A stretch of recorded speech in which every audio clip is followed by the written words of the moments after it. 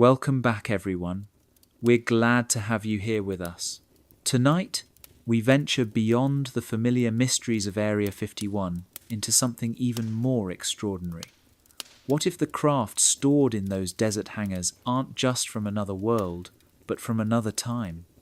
What if the experiments conducted behind those fences don't just reverse engineer alien technology, but manipulate the very fabric of time itself?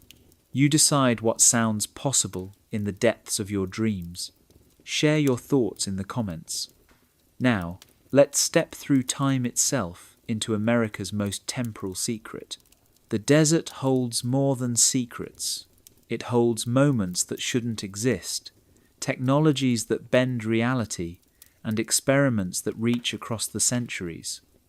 In the Nevada wasteland, where the horizon shimmers with heat and possibility, something extraordinary waits behind the fences of Area 51, something that makes flying saucers seem simple by comparison. What if time itself is just another dimension to be explored, manipulated, and controlled? Chapter 1. The Chronos Project Files. In the deepest vaults of Area 51, behind doors that require clearance levels most personnel don't know exist, sit filing cabinets that hold humanity's most impossible secret. The documents inside bear a simple header: Chronos Project, Classification Level Black. The files themselves tell a story that challenges everything we think we know about the craft recovered in the Nevada desert. It began in 1978 with what appeared to be a routine crash recovery operation. A metallic disc, roughly 30 feet in diameter, had embedded itself in the hard-pan soil 20 miles south of Groom Lake. The recovery team expected the usual challenges: unusual materials, incomprehensible technology, perhaps organic components that defied classification. What they found instead was something that shouldn't have been possible. The craft's hull bore serial numbers, not alien markings, not hieroglyphics, but clearly manufactured identification codes in a format that matched human aerospace standards. The disturbing detail was the dating system. According to the numerical sequences, the craft had been manufactured in 2043.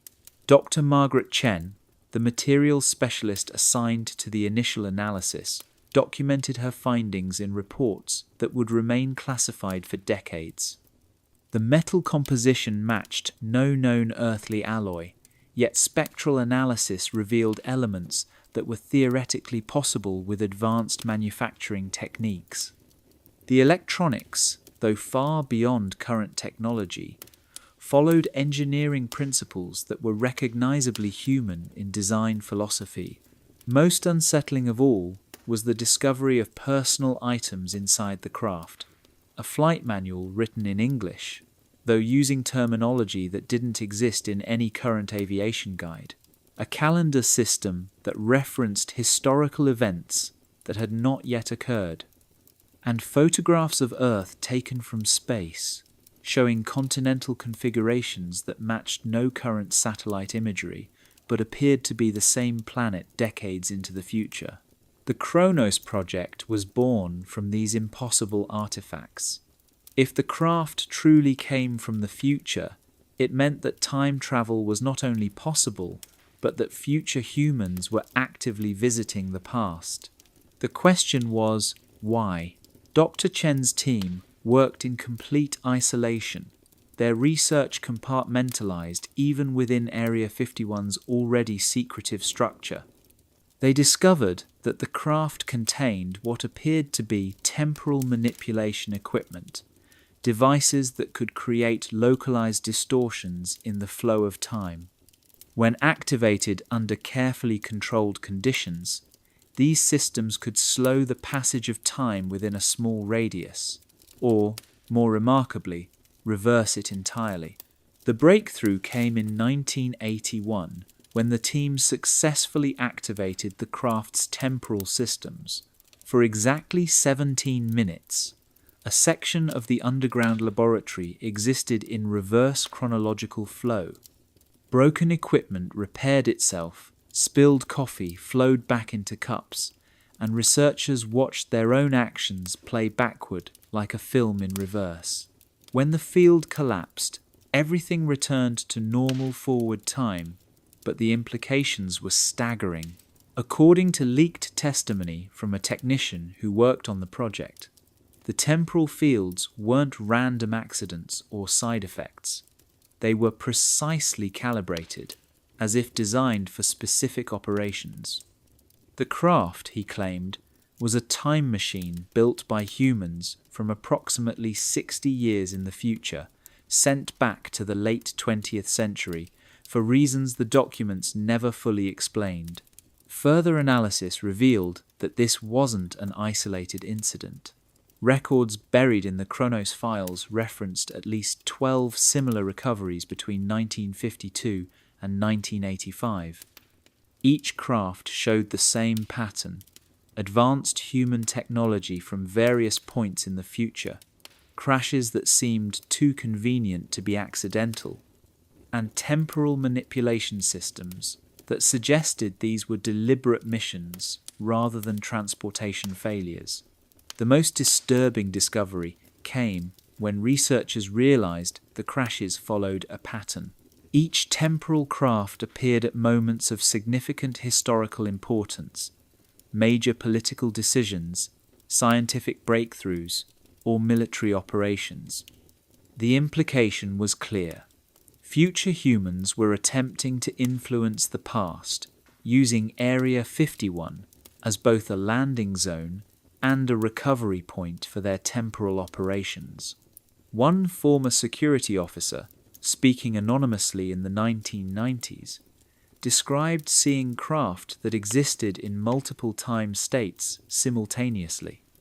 The hull would shimmer and phase, sometimes appearing damaged, sometimes intact, as if different versions of the same object were occupying the same space at different points in its timeline. Workers dubbed these vessels temporal echoes, machines caught between their past and future states. The psychological effects on personnel were severe. Several researchers reported experiencing temporal displacement symptoms, memories of events that hadn't yet occurred, or sudden knowledge of future technology that they couldn't explain. Dr. Chen herself allegedly began aging at an accelerated rate after prolonged exposure to the temporal fields, her hair turning white and her movements becoming those of someone decades older, though her actual age remained unchanged. Security protocols around the Chronos project exceeded even Area 51's usual standards. Personnel were monitored not just for what they knew, but for when they knew it. Several staff members were allegedly removed from the project after demonstrating knowledge of future events or technologies that hadn't been discovered yet, suggesting that temporal contamination was spreading beyond the controlled laboratory environment.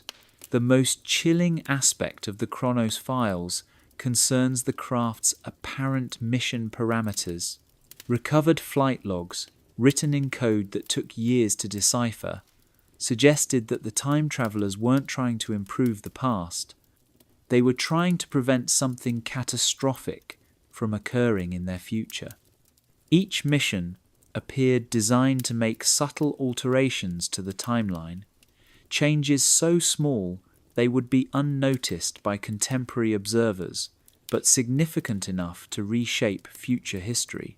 The official position, even within the black world of Area 51, is that the Chronos project files are disinformation, elaborate hoaxes designed to confuse potential intelligence leaks. But the consistency of witness accounts, the physical evidence that allegedly remains in deep storage, and the continued expansion of temporal research facilities suggest otherwise. Whatever the truth, the Chronos project represents the most extraordinary claim ever associated with Area 51. Not just that we have recovered alien technology, but that we have proof that time travel is possible, that humans will master it, and that they are using it to rewrite history itself. In the next chapter, we leave the classified files behind and step into the desert itself, where observers claim to have witnessed the impossible, time moving backward under the Nevada sky. Chapter 2: Temporal Echoes in the Desert. The Nevada desert has always been a place where reality feels thin. Under the vast sky, distances become deceptive, heat creates mirages, and the mind can play tricks in the endless silence. But for those who have watched the restricted airspace around Area 51, the desert has revealed phenomena that go beyond optical illusions or wishful thinking. They have witnessed time itself behaving in ways that shouldn't be possible. Marcus Rodriguez spent 12 years as a long-haul trucker, driving the lonely stretch of Highway 95 that passes near the base. He knew the normal patterns of the desert, the way aircraft moved across the sky, the rhythm of security patrols along the perimeter. But in 1992, he saw something that challenged his understanding of reality itself. It was just after midnight when Rodriguez pulled over to check his cargo manifest. The desert was quiet, nothing but the distant hum of the truck's engine cooling and the whisper of wind across the hardpan. Then, above the southern mountains, a light appeared. Not unusual in itself, aircraft came and went from the base regularly. But this light was moving wrong. The object, bright, white, and roughly circular, was travelling from east to west at what appeared to be tremendous speed. But as Rodriguez watched through binoculars, he realized the craft was leaving a trail of light behind it, a glowing path that hung in the air long after the object had passed.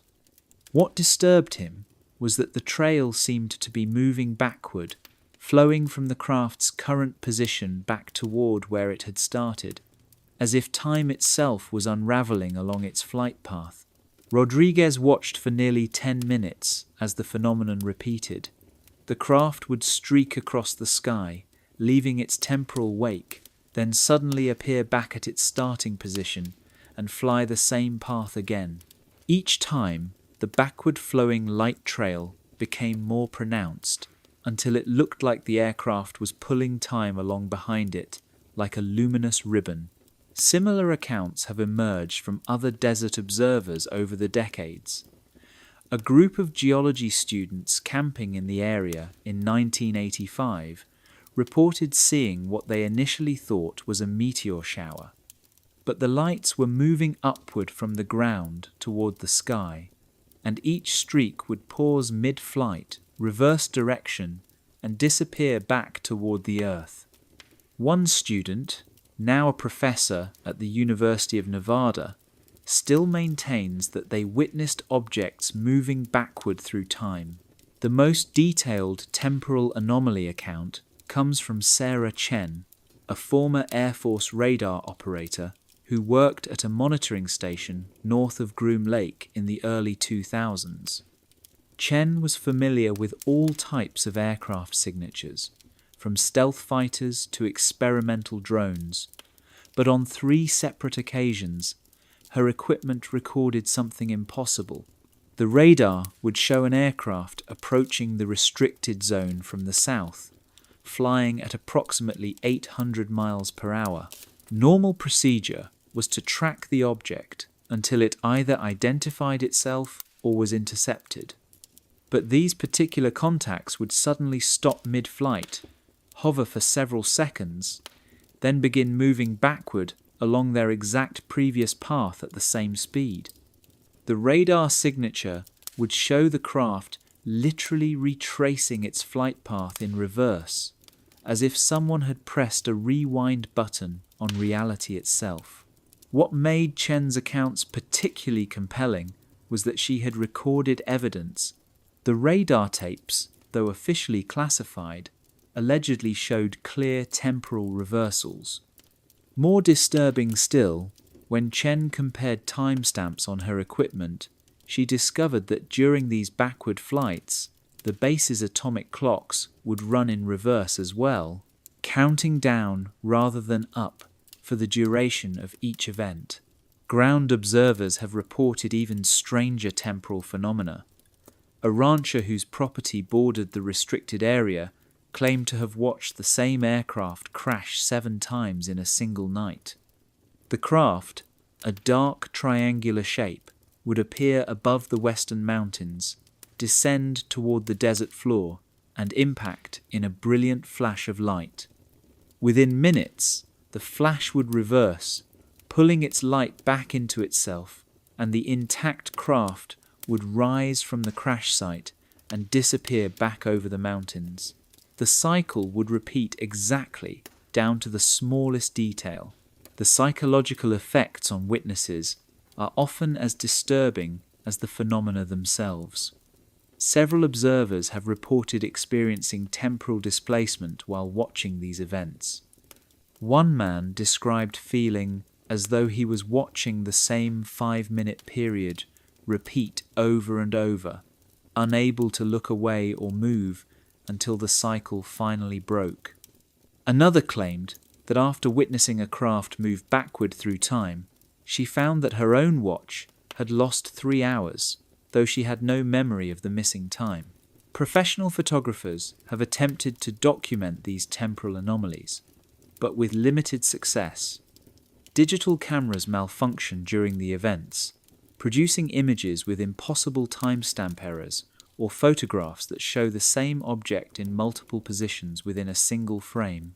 Film cameras fare better, but often capture images that seem to show motion blur moving in the wrong direction, or light trails that curve backward toward their source. The pattern of temporal sightings suggests these aren't random occurrences, but controlled tests. Most temporal anomalies occur during the new moon phase, when natural light is minimal. They often follow periods of increased ground activity at the base, with multiple convoy movements and unusual amounts of personnel transport.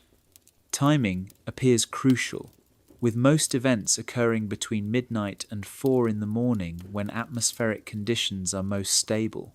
Dr. James Morrison, a theoretical physicist who has studied reports of temporal anomalies around Area 51, believes the observations could be evidence of localized space-time distortions. If craft equipped with temporal manipulation technology were being tested, he argues, the effects wouldn't be contained to the vehicles themselves, but would ripple out into the surrounding environment. Morrison's analysis of witness accounts suggests a progressive testing pattern. Early reports from the 70s and 80s describe simple temporal effects, objects appearing to slow down or speed up unnaturally. Later accounts, particularly from the 90s onward, describe more complex phenomena like temporal reversals and time loops. This progression, Morrison theorizes, could indicate advancing mastery of temporal manipulation technology.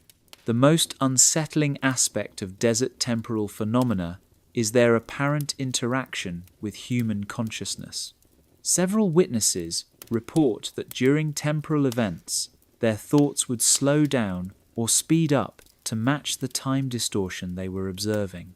One former security contractor claimed that while watching a craft move in slow motion, his own perception slowed to match, allowing him to observe details that should have been impossible to see at normal time speed. Skeptics argue that these accounts can be explained through conventional means. Heat mirages, atmospheric distortion, and optical illusions are common in desert environments. The isolation and monotony of desert observation could lead to hallucinations or false memories. Equipment malfunctions in extreme heat could account for unusual radar readings or camera errors. Yet the consistency of temporal anomaly, reports across decades from different witnesses with no apparent connection to each other, suggests something more than mass hallucination or equipment failure. Whether these observers are witnessing tests of advanced human technology or something far stranger, their accounts paint a picture of time itself being bent and manipulated above one of America's most secret facilities. In the next chapter, we explore an even more extraordinary possibility. What if some of the beings encountered at Area 51 aren't aliens from distant planets, but humans from distant futures, travelling backward through time to shape the past? Chapter 3: The Visitors from Tomorrow.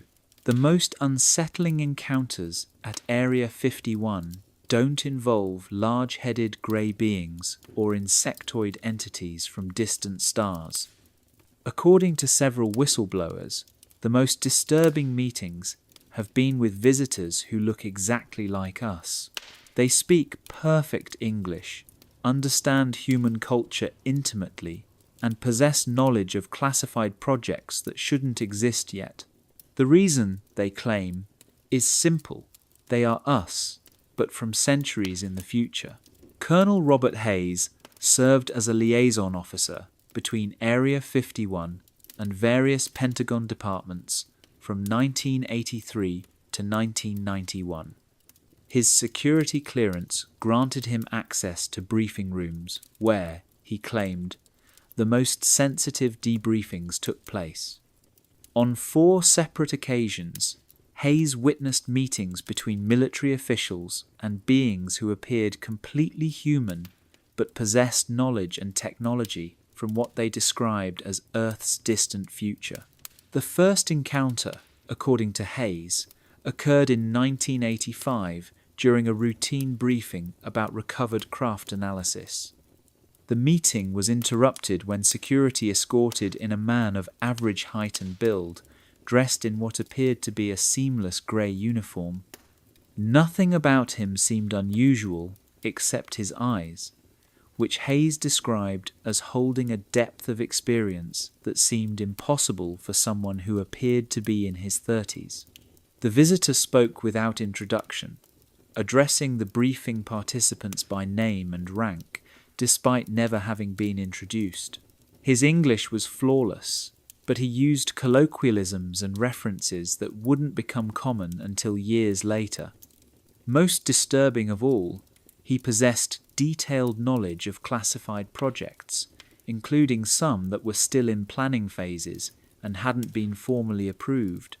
When asked to identify himself, the visitor explained that he was from approximately 400 years in the future, part of what he called the Temporal Monitoring Division. His mission, he said, was to ensure that certain technological discoveries occurred on schedule, preventing timeline deviations that could catastrophically alter future history. Area 51, he revealed, served as a crucial temporal anchor point, a place where future and past could safely interface. Dr. Elena Vasquez worked as a xenobiologist at the base from 1987 to 1994, tasked with analysing any biological materials recovered from crashed craft. Her most memorable assignment wasn't studying alien tissue samples, but conducting medical examinations of temporal visitors. Over 7 years, she examined 12 individuals who claimed to be from various points in Earth's future. The examinations revealed beings who were undeniably human, but showed subtle evolutionary adaptations. Their cardiovascular systems were more efficient, their neural density was approximately 20% higher than contemporary humans, and their cellular regeneration rates suggested significantly extended lifespans. Most remarkably, several subjects showed evidence of technological integration, microscopic devices embedded in their nervous systems that appeared to enhance memory, processing speed, and sensory perception. One subject, claiming to be from the year 2453, explained that time travel wasn't science fiction in his era, but a carefully regulated government function.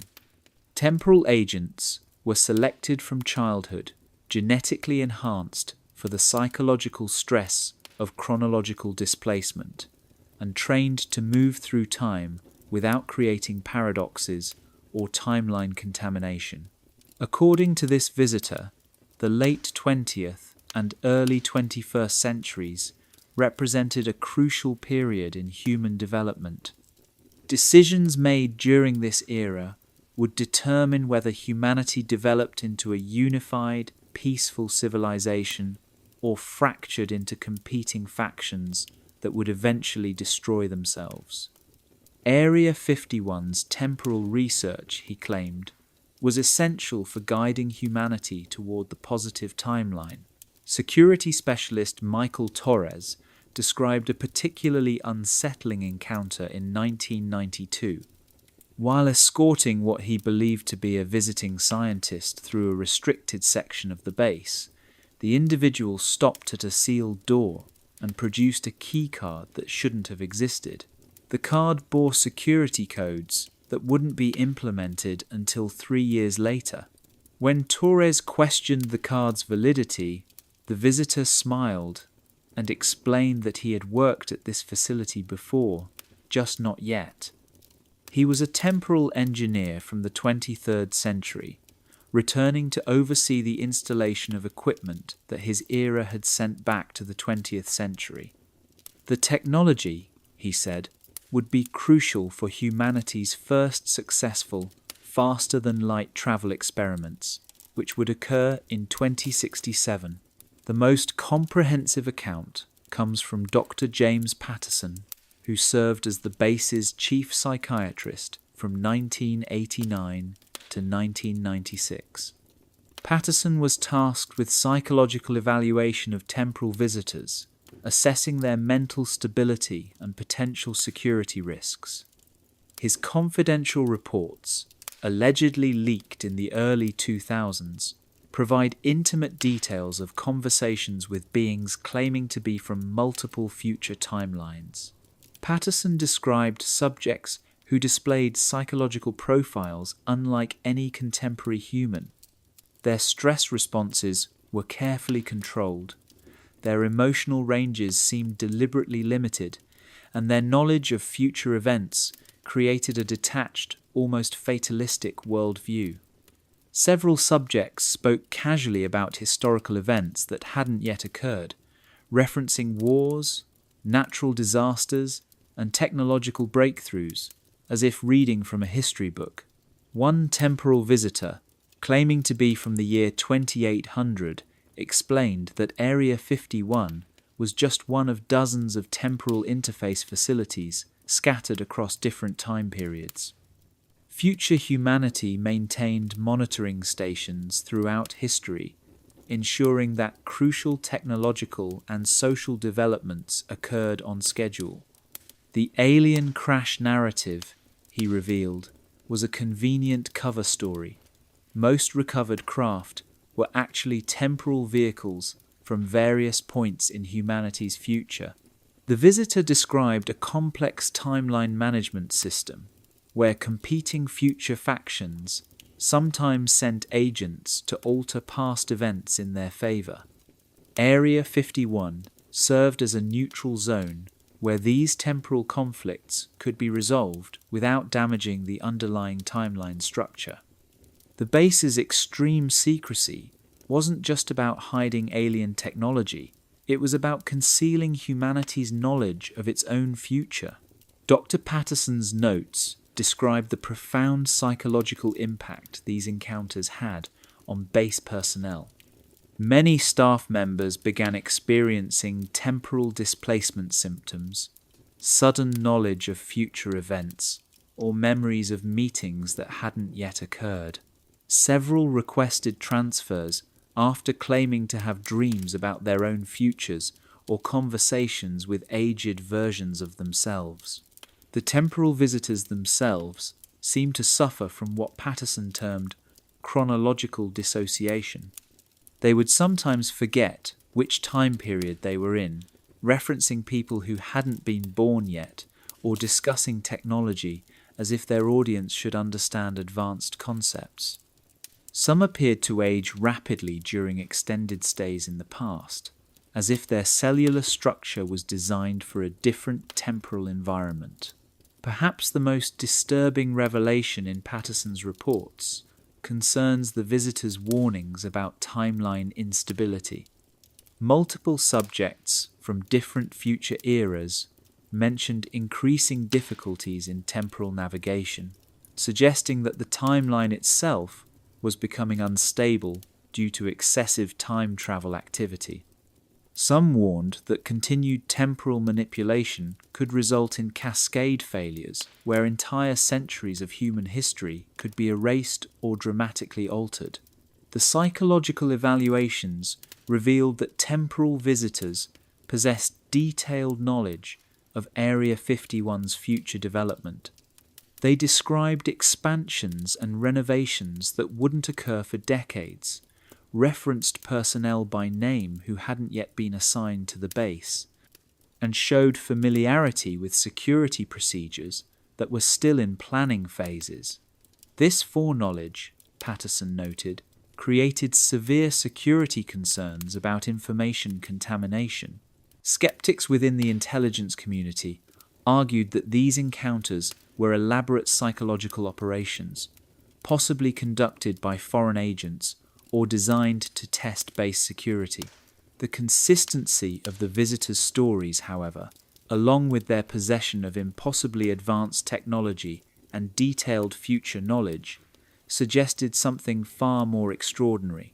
The temporal visitors' technology defied contemporary understanding. They carried devices no larger than coins that could project three-dimensional images, translate any language instantly, or scan biological systems with impossible accuracy. Several items were confiscated for analysis, but proved impossible to reverse engineer, containing materials that wouldn't be discovered until decades later. What made these encounters particularly compelling was the visitors' emotional reactions to their temporal displacement. Many showed signs of homesickness not for a distant place, but for a distant time. They spoke wistfully of technological marvels, social systems, and environmental conditions that wouldn't exist for centuries.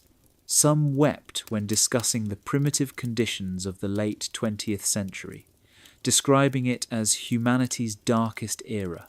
In the next chapter, we descend beneath the Nevada desert into the alleged underground complexes where time itself becomes a laboratory tool, and where chambers exist in which past, present, and future intersect in ways that challenge the very nature of reality.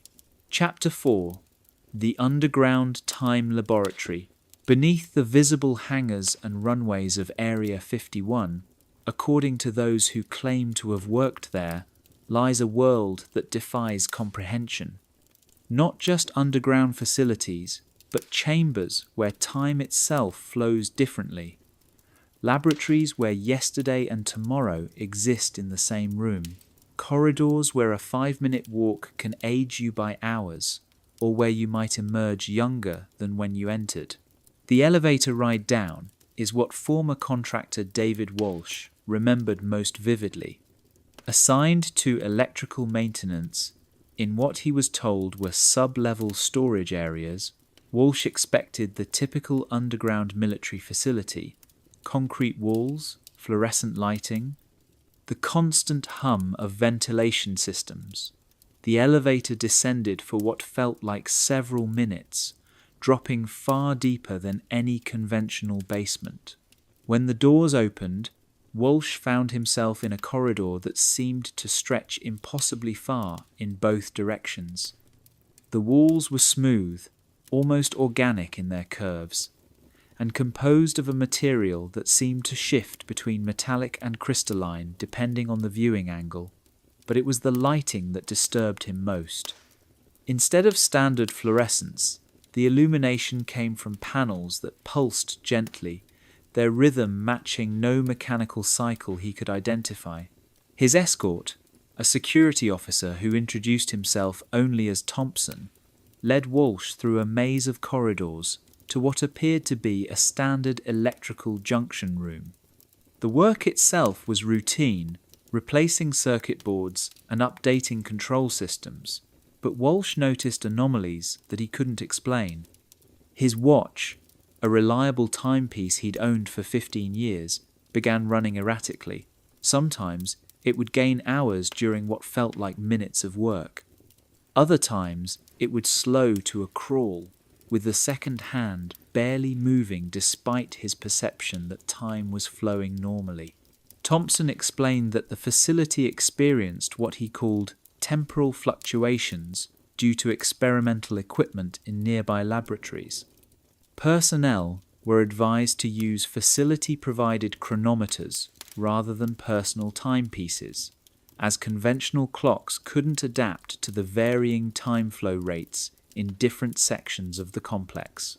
Dr. Sarah Martinez worked as a research physicist in what she described as the Temporal Dynamics Division from 1994 to 1998. Her laboratory was located on Sub-Level 7, accessible only through a series of airlocks that seemed designed for more than atmospheric pressure control. Each airlock required biometric verification and what Martinez described as temporal synchronization, a process that involved standing in a small chamber while sensors calibrated her biological rhythms to the local time. Flow. Martinez's work involved analyzing artifacts recovered from temporal displacement events. These objects, she claimed, existed in multiple time states simultaneously. A simple metal rod might be corroded and pristine at the same time, its molecular structure shifting between past and future states. Studying such items required specialized equipment that could isolate specific temporal phases, allowing researchers to examine the object at different points in its timeline. The most remarkable facility Martinez described was the chrono chamber complex on Sub-Level 9. These were rooms designed to operate at different temporal rates, allowing for accelerated or decelerated research. The acceleration chambers could compress weeks of work into hours of real time, while the deceleration chambers allowed for extended observation of rapid phenomena that occurred in microseconds. Working in the acceleration chambers required careful preparation. Personnel would enter fully equipped with supplies and research materials, as they might subjectively experience weeks while only hours passed in normal time. The physical and psychological stress was enormous. Researchers would age months during single sessions, their hair growing noticeably, their fingernails requiring trimming multiple times during what felt like extended stays. More unsettling were the temporal isolation chambers, rooms designed to exist outside the normal flow of time entirely. Martinez described entering these spaces as stepping into a place where causality itself became fluid. Objects would exist before their creation, effects would precede causes, and researchers would sometimes encounter previous versions of themselves working on the same experiments. Former Security Chief Robert Kane provided the most detailed account of the underground facility's layout during a classified debriefing in 2001. Kane described a complex extending more than 20 levels beneath the desert floor, with each level operating at slightly different temporal rates. The deepest levels, he claimed, existed in severe time dilation, where years could pass with only days elapsing on the surface. The facility's most secure section, according to Kane, was the Temporal Containment Division. This area housed beings and objects displaced from their proper timelines, existing in carefully maintained temporal stasis fields. Some subjects were temporal refugees, individuals who had become unstuck from time due to experimental accidents. Others were allegedly prisoners from future time periods, beings whose advanced knowledge posed security risks to the current timeline.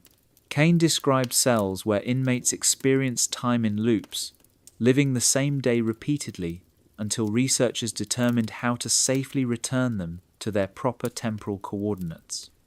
The psychological effects were severe.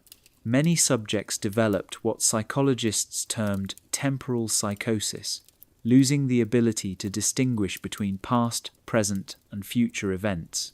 Dr. Jennifer Liu worked as a temporal engineer from 1996 to 2002, specializing in what she called chronological architecture, the design of structures that could exist across multiple time periods simultaneously. Her most complex project involved constructing a laboratory that could interface with past and future versions of itself, allowing researchers to share data across centuries. The engineering challenges were unprecedented.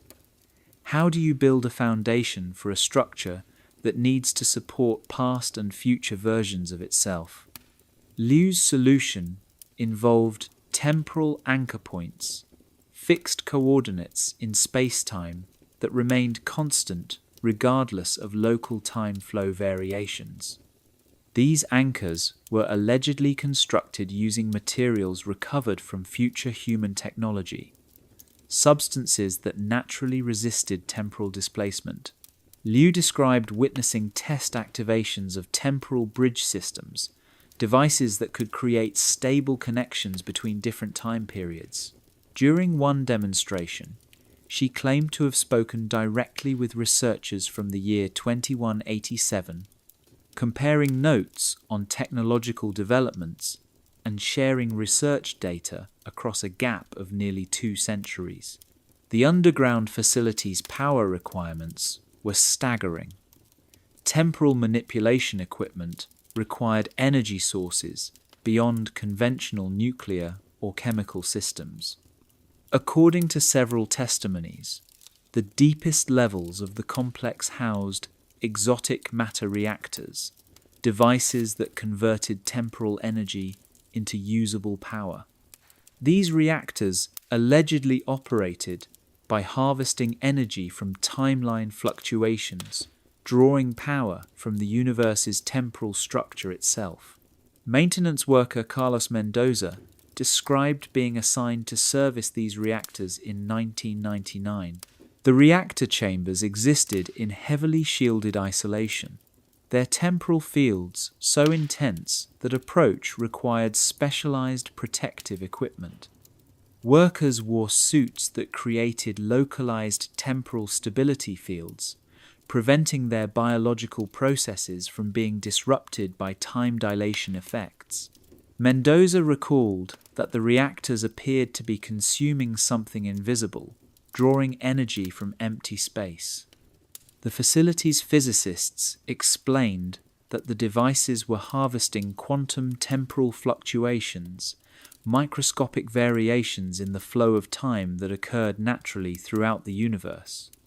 By amplifying and focusing these variations, the reactors could generate the enormous power requirements for large-scale temporal manipulation.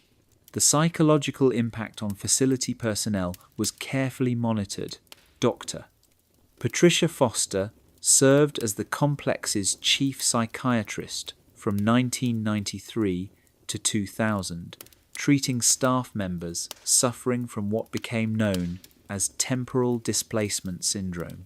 Symptoms included confusion about sequential events, difficulty maintaining consistent memories, and in severe cases, complete disconnection from linear time perception.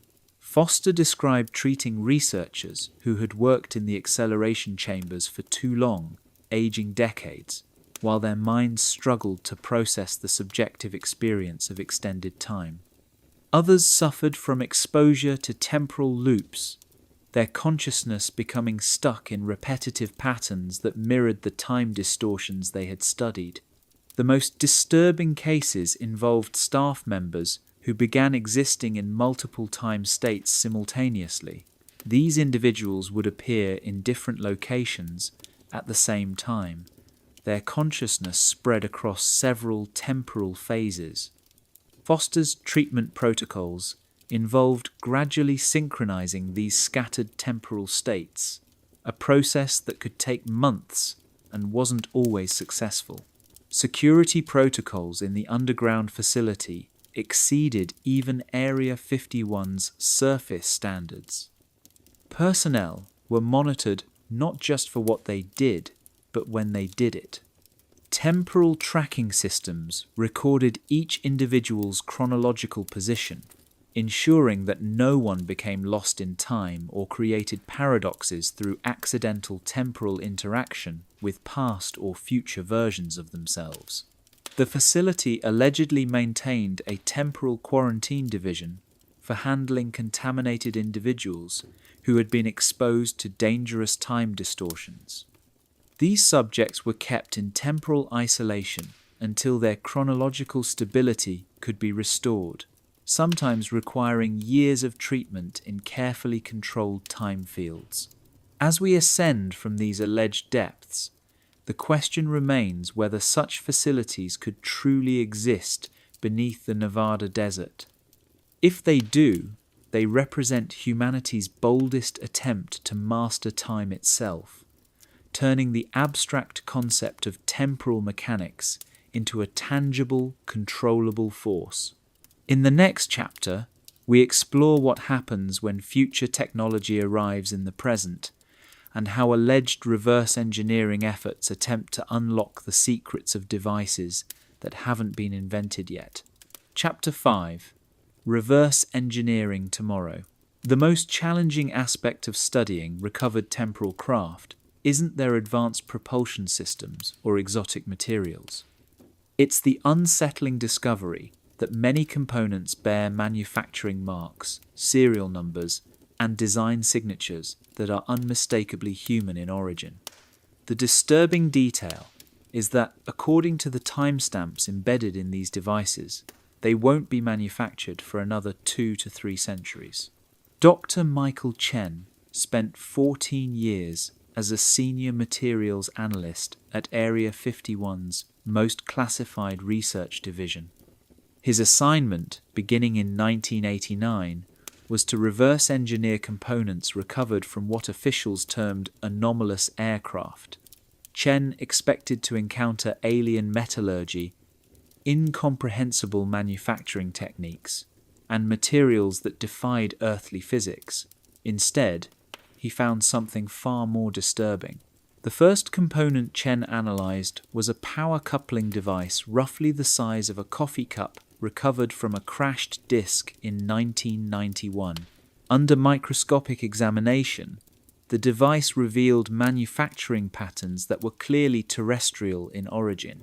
The molecular structure showed signs of advanced 3D printing techniques, but using methods that exceeded current human capabilities by decades. Most unsettling of all, etched into the base of the component in microscopic lettering was a corporate logo, Meridian Technologies, established 2157.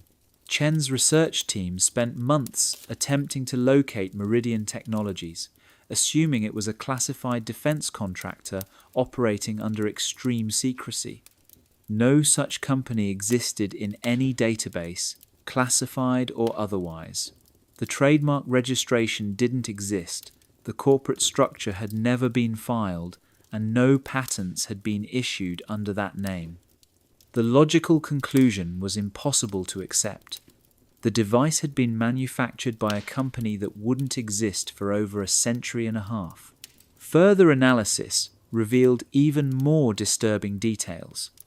The power coupling contained processors using quantum computing principles that current science could barely comprehend theoretically. Yet the circuit patterns, while incredibly advanced, followed design philosophies that were recognizably human. The engineering solutions, though sophisticated beyond current capability, reflected human problem-solving approaches rather than truly alien logic. Senior engineer Patricia Morrison joined Chen's team in 1993, bringing expertise in advanced electronics and system integration. Her first assignment involved analyzing what appeared to be a navigation computer recovered from another temporal craft. The device was roughly the size of a smartphone, but contained processing power that exceeded the most advanced supercomputers of the era. Morrison's analysis revealed that the navigation computer contained detailed maps of Earth, but showing geographical and political configurations that didn't match current reality. Coastlines were different, suggesting significant sea level changes. Political boundaries showed nations that didn't exist, and the absence of countries that currently dominated world politics. Most remarkably, the device contained detailed navigation data for colonies on Mars and several moons of Jupiter, complete with approach vectors and landing protocols. The manufacturing date embedded in the device's firmware indicated production in the year 2234. Like Chen's power coupling, the device bore unmistakable signs of human engineering philosophy, but executed with technology centuries beyond current capability. Morrison's team concluded that they weren't studying alien technology at all, but human inventions from the distant future.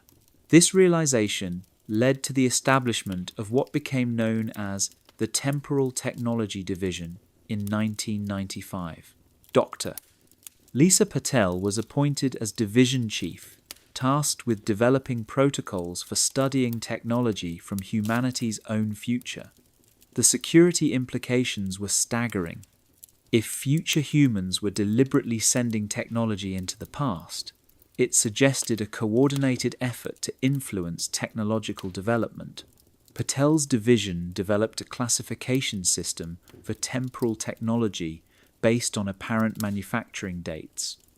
Category Alpha devices originated from 50 to 100 years in the future and contained technology that represented logical extensions of current research. Category Beta devices came from 100 to 300 years ahead, showing revolutionary breakthroughs that would require fundamental advances in physics and engineering. Category Gamma devices appeared to originate from 500 or more years in the future, containing technology so advanced that reverse engineering seemed impossible. The reverse engineering process itself presented unique challenges. Traditional analysis assumed unknown alien engineering principles. But studying future human technology meant confronting the paradox of learning from your own species' unrealized potential.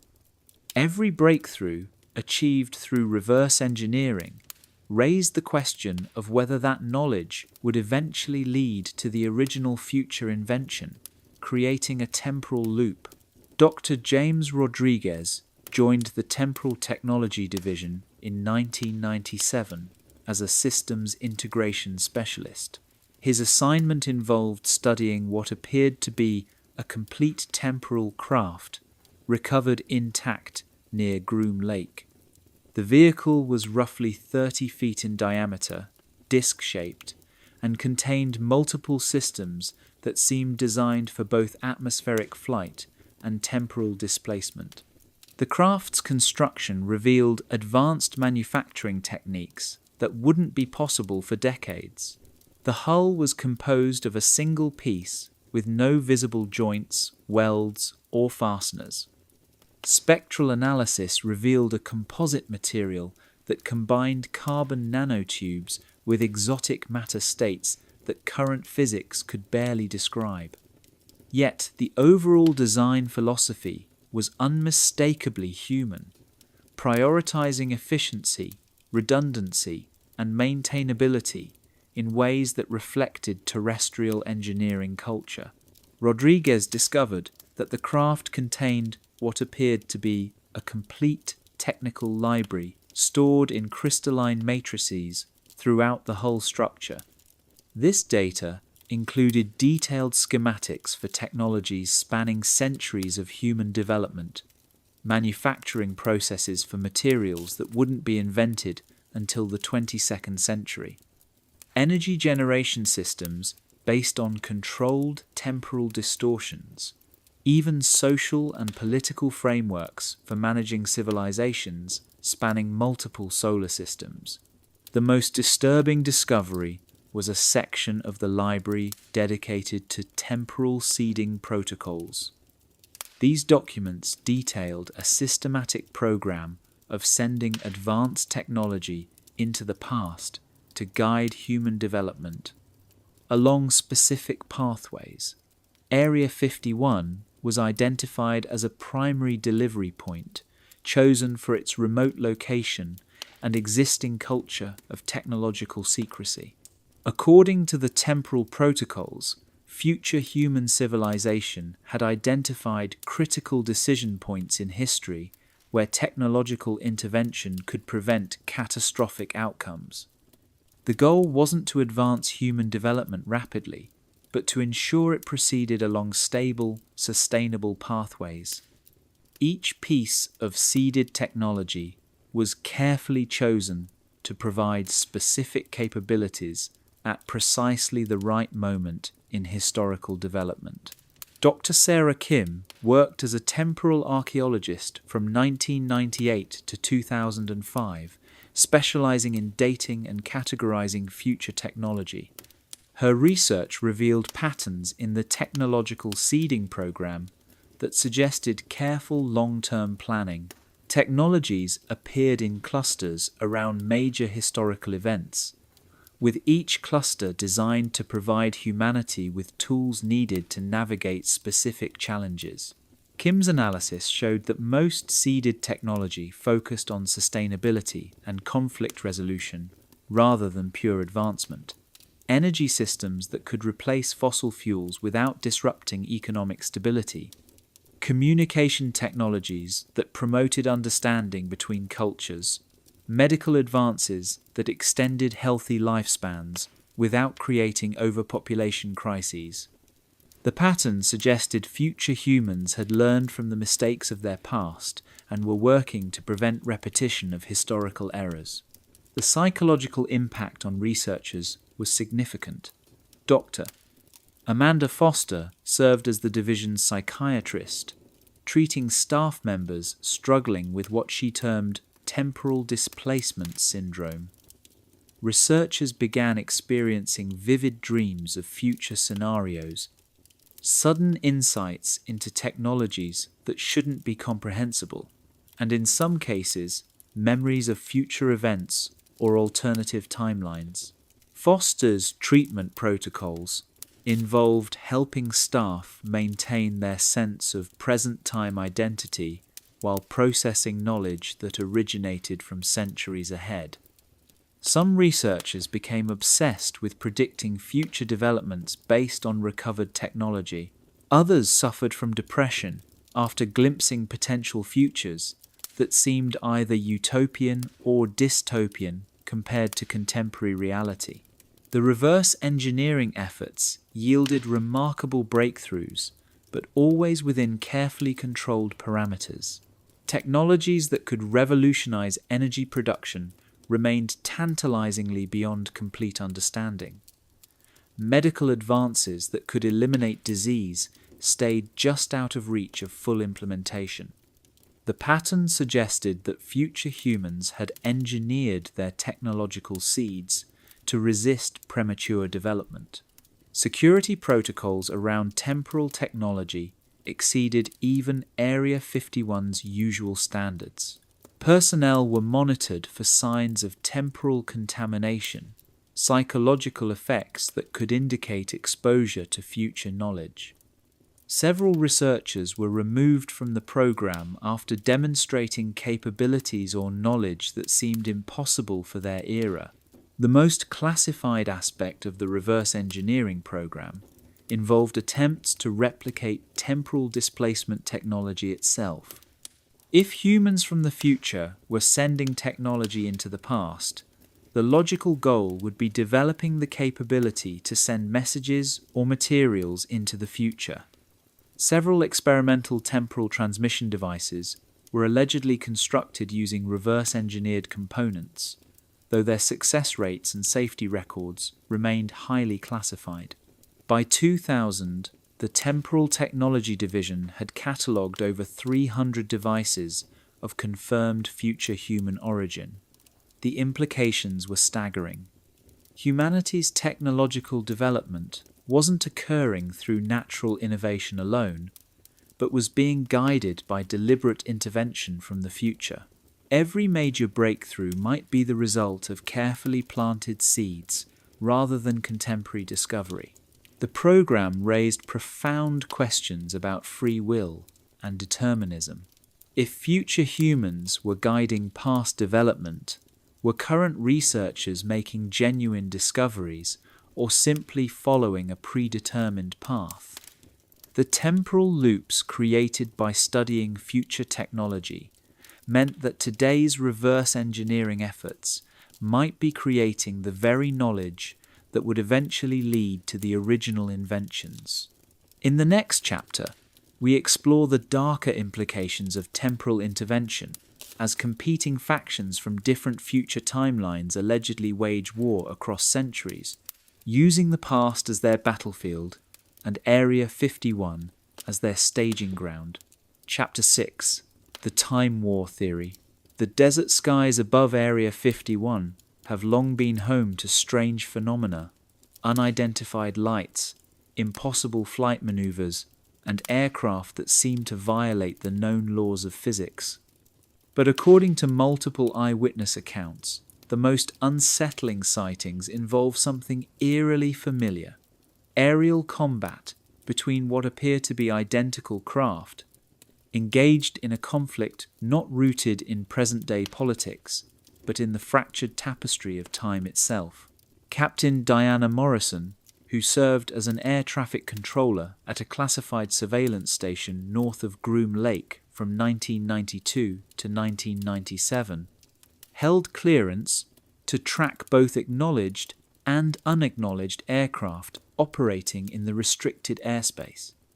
Over that 5-year period, she recorded 7 separate incidents, suggesting what could only be described as aerial dogfights between seemingly identical vehicles, matching in speed, shape, and energy signatures. The first incident occurred in March of 1994 during a routine night shift. Morrison's radar detected 2 fast-moving objects approaching from opposite directions. Both were clocked at over 3,000 miles per hour and shared identical profiles. But instead of passing each other or following parallel paths, the 2 contacts began engaging in complex maneuvers that resembled air combat tactics without any visible weapons or known propulsion systems. The craft executed right-angle turns at impossible speeds, approached each other within mere yards, then rapidly broke formation. No heat signatures, radio communications, or missile locks were detected. Yet their motion and proximity left little doubt. This was a coordinated, hostile engagement. The dogfight lasted 12 minutes before both craft accelerated beyond radar range and disappeared. Morrison filed an official report, which was immediately classified. She was instructed never to speak of the incident again. Still, 6 more encounters followed during her tenure, each one nearly identical in nature, mirror-like vehicles battling silently in the skies above Nevada.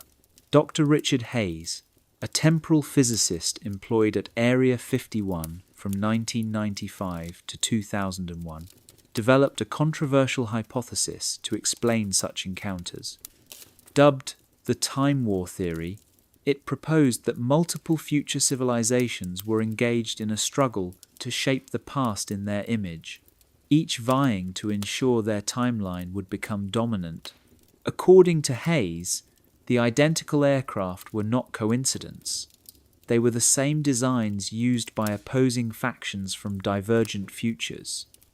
Each side had access to time travel technology derived from a common source and deployed agents into the past to manipulate events. These skirmishes were not random, they were strategic, timed operations to control key historical junctions. Further support for the theory emerged from recovered debris collected after one of these engagements. Analysis revealed advanced materials consistent with future construction techniques. However, subtle variations in onboard software and mission data suggested the craft came from separate timelines, parallel yet competitive. Former security officer Janet Rodriguez added further credibility to the theory with her first-hand account from 1998.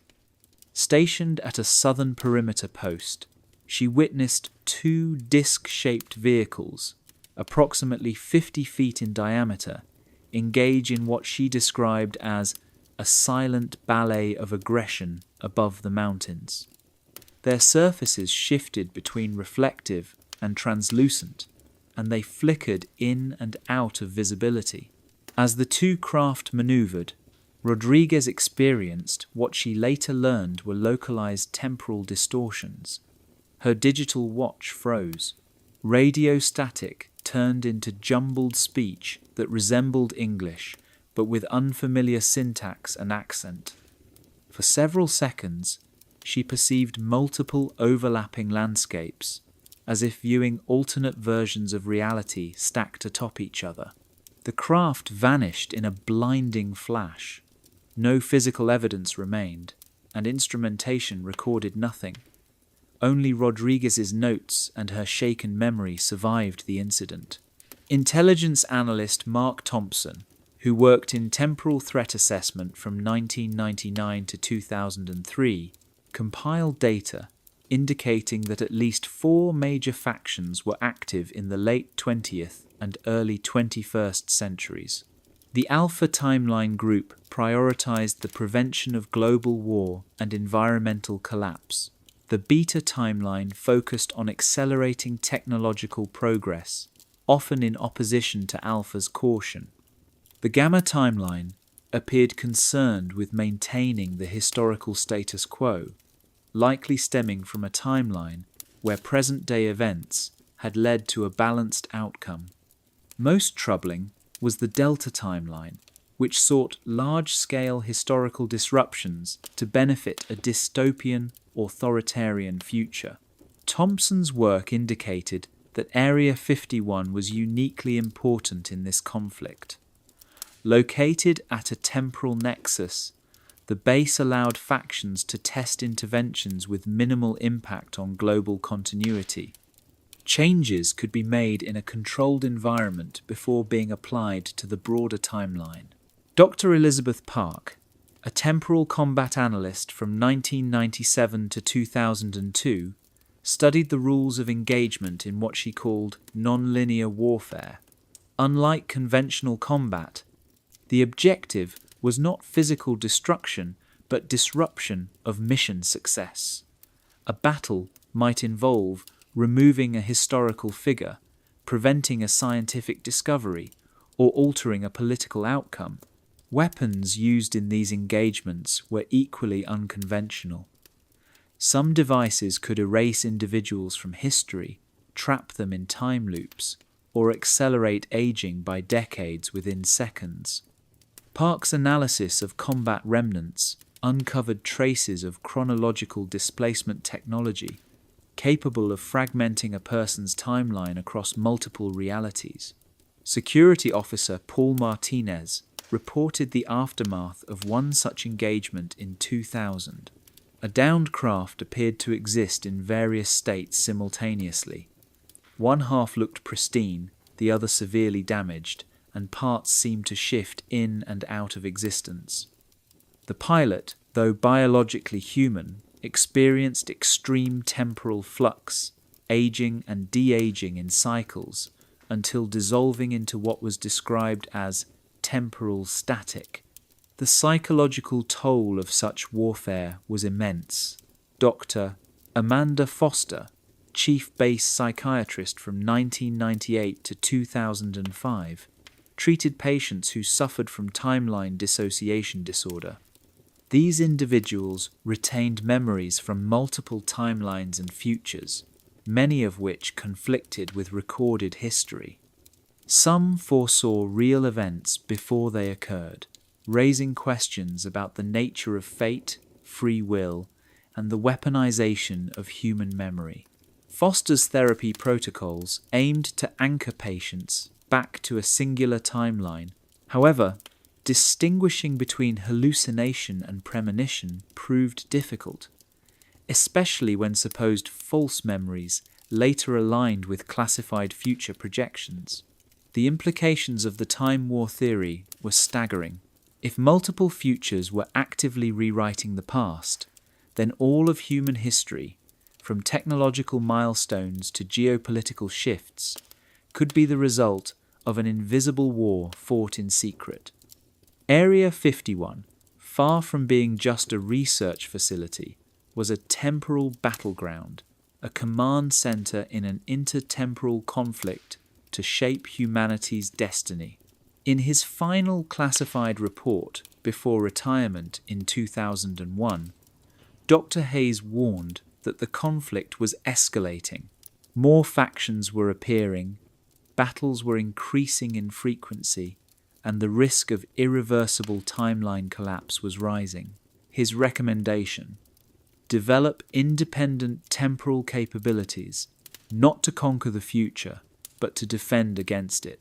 In the next chapter, we explore the safeguards allegedly created to protect the timeline from paradox and contamination, as the very fabric of reality is bent and tested by civilizations yet to come. Chapter 7: Paradox Protocols and Timeline Security. When time itself becomes both a laboratory tool and a battlefield, the need to protect the integrity of reality becomes paramount. According to alleged insiders from Area 51's temporal research programs, maintaining timeline stability is considered no less critical than nuclear containment. A single misstep, one paradox, one breach, could unravel not just localized history, but the entire causal structure of existence. Dr. Catherine Wells served as the first Director of Temporal Security from 1993 to 2001. Her role was to develop operational safeguards against timeline contamination, paradox creation, and unauthorized chrononaut incursions. Her now legendary classified handbook, reportedly leaked in 2005, outlines a complex bureaucracy of time, a system where causality is treated as a controlled substance. At its foundation was the principle of temporal quarantine. Any individual returning from a timeline-altering mission was placed into a stasis containment chamber, isolating their personal chronology from the facility. According to Wells, these chambers created a buffer zone in which potential contaminants, biological, informational, or energetic, could be safely studied. Robert Kim, a former temporal quarantine technician, described the process as a combination of decontamination, psychological evaluation, and biological separation. In 1997, he helped process an agent claiming to originate from the year 2215. The individual carried nanoscale medical systems in their bloodstream that actively regenerated tissue and delayed aging. Extraction and neutralization of those future technologies took several months, as even a single nanodevice escaping quarantine could spark premature advancements in present-day medicine. Equally complex were the psychological implications. Dr. Maria Santos, a temporal psychiatrist from 1995 to 2000, specialized in treating chronological displacement syndrome. Affected individuals experienced memories from multiple timelines simultaneously, unable to distinguish between events that had happened and those that now never had. Santos designed therapeutic protocols involving temporal stabilization chambers, where patients' neural patterns were synchronized with the local timeline. Using customized neural filters, her team removed memory engrams that originated from divergent realities, anchoring consciousness back to a single, consistent flow of time. The ethical grey zone deepened in the Memory Reconstruction Division, overseen by David Chen from 1996 to 2003. His unit used quantum neural interfaces to erase or modify specific memories. Chen admitted this technology was sometimes used to eliminate knowledge gained from future sources, or to suppress memories of unauthorized time travel exposure. The process was irreversible, and determining what constituted a threat to causality was itself a philosophical and ethical challenge. More extreme cases led to full timeline resets, localized temporal reversions designed to prevent paradox cascades. Lisa Park, a technician in the reset program from 1998 to 2002, described using temporal implosion devices to rewind short periods of time. These resets could erase hours or days of activity inside the facility, effectively restoring reality to a known safe point. The technology came from future timelines, crystalline mechanisms the size of refrigerators, powered by exotic matter cores. When deployed, they created localized bubbles in spacetime, inverting causality until the desired point in history was re-established. The human cost was severe.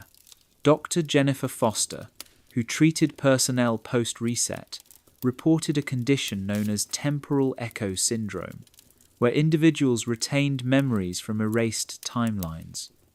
Some recalled conversations that had never occurred, or relationships with people who, in the new timeline, had never existed at all.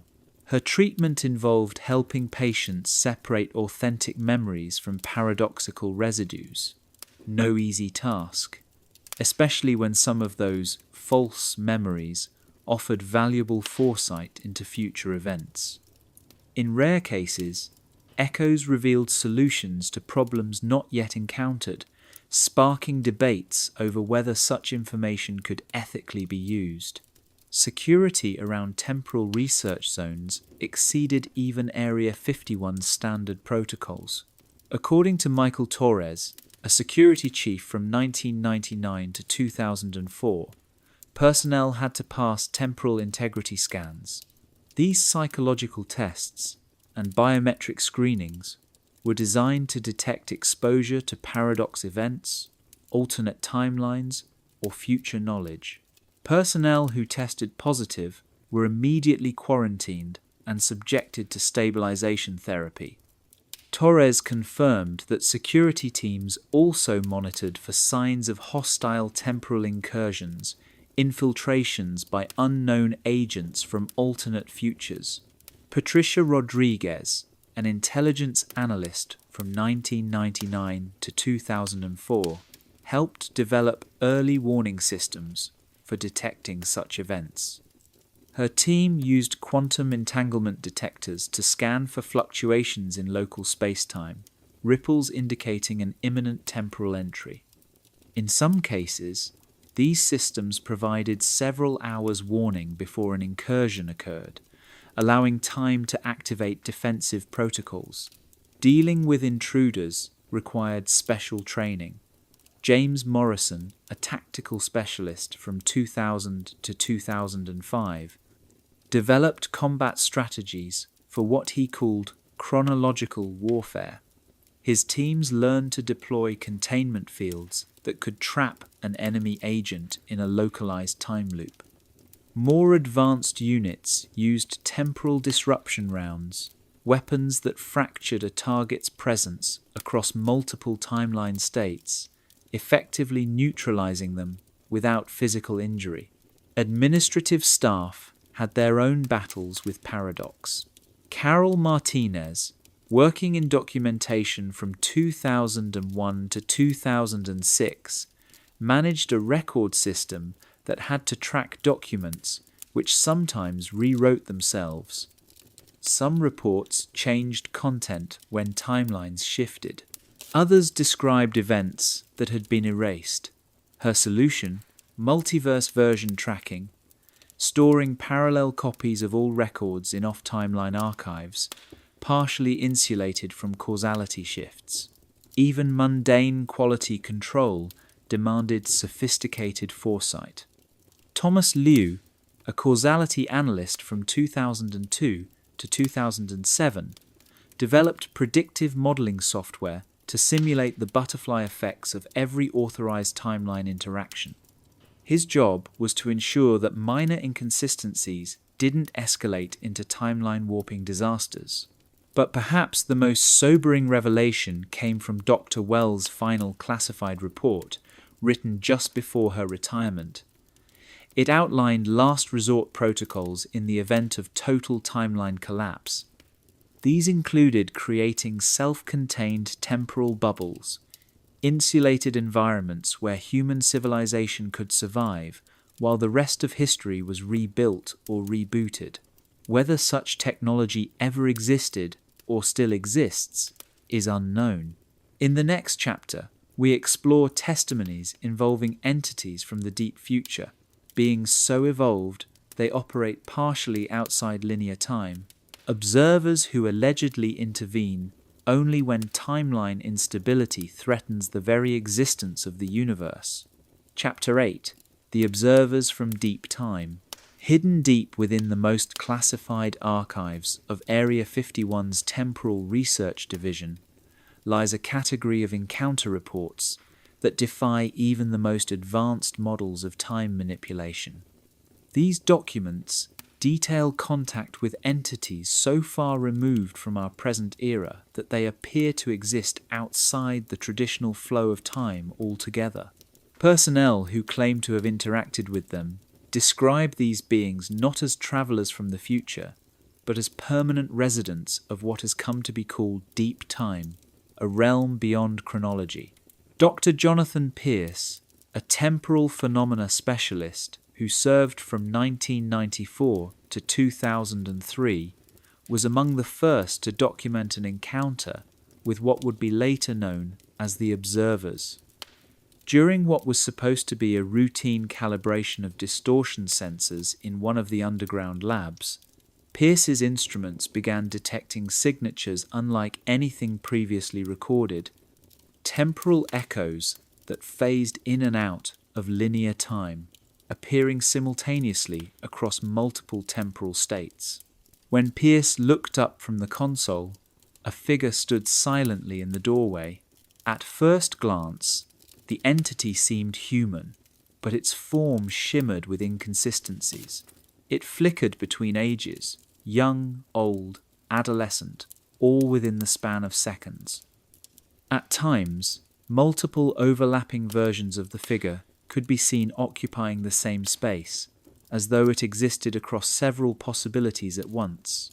Most disconcerting of all was its apparent knowledge of Pierce's inner thoughts.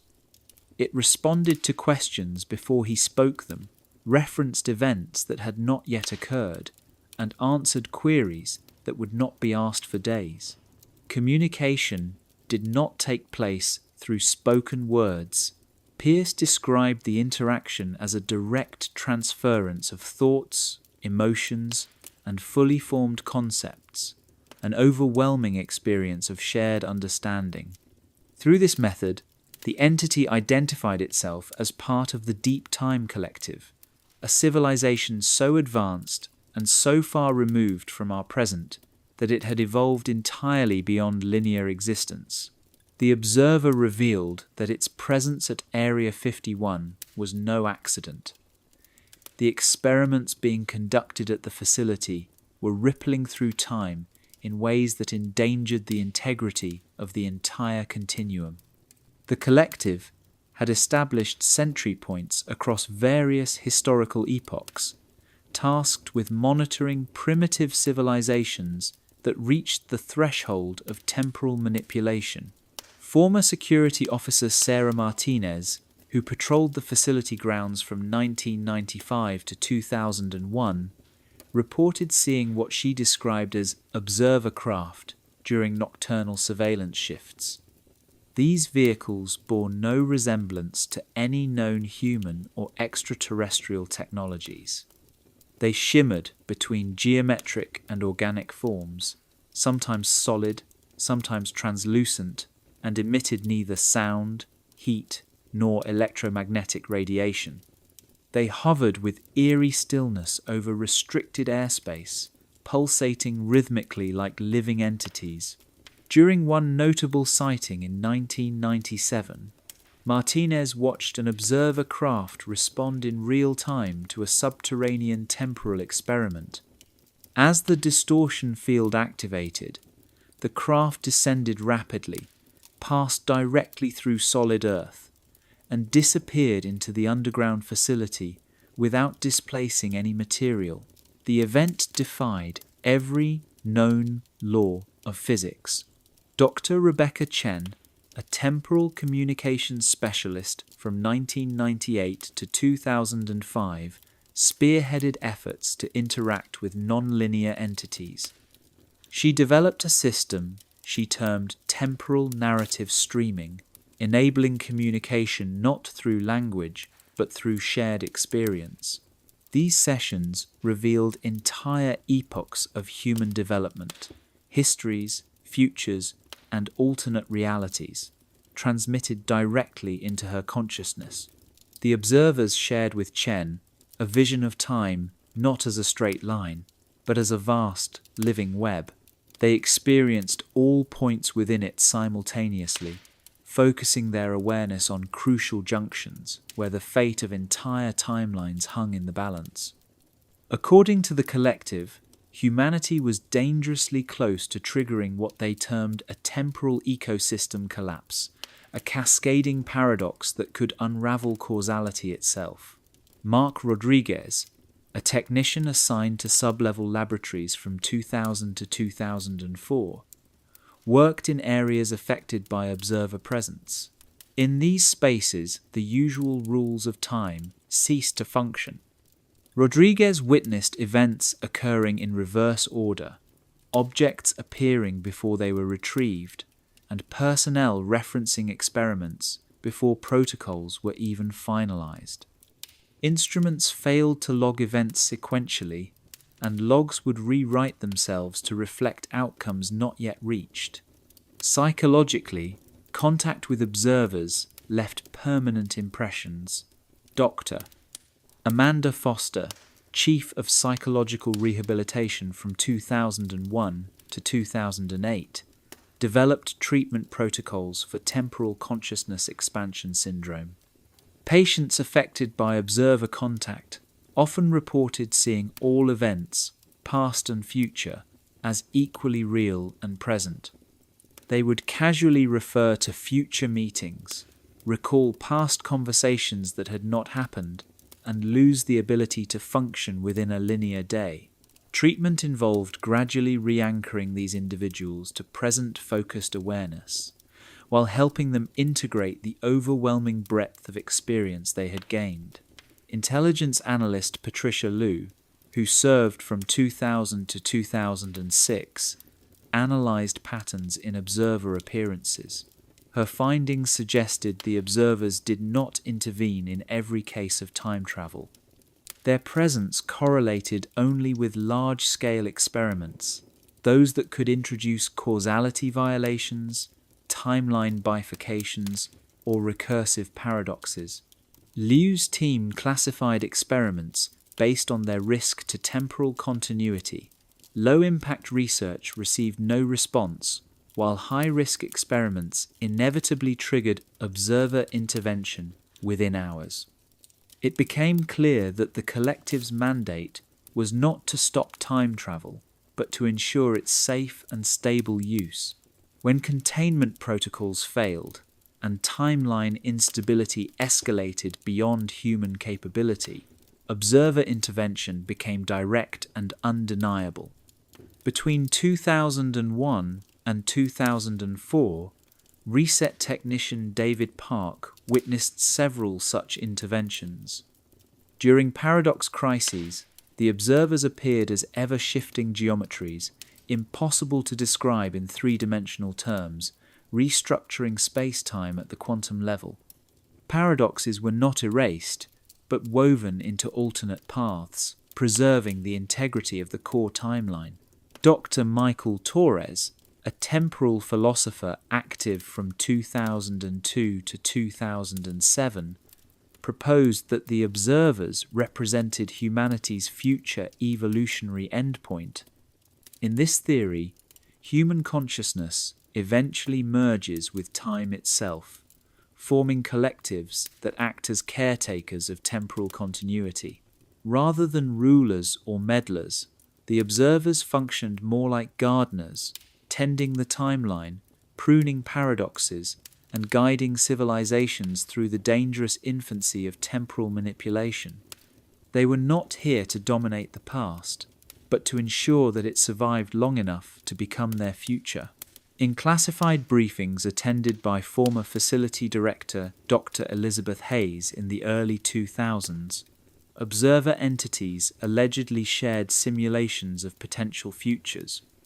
Some depicted temporal collapse scenarios, catastrophes stemming from reckless experimentation. These revelations prompted the implementation of strict research limitations on long-range time contact. Most remarkable was the observer's message that humanity's development of time manipulation was not a mistake, but a necessary phase. With guidance, it could lead to ascension beyond linearity. Without it, humanity would collapse under the weight of its own paradoxes.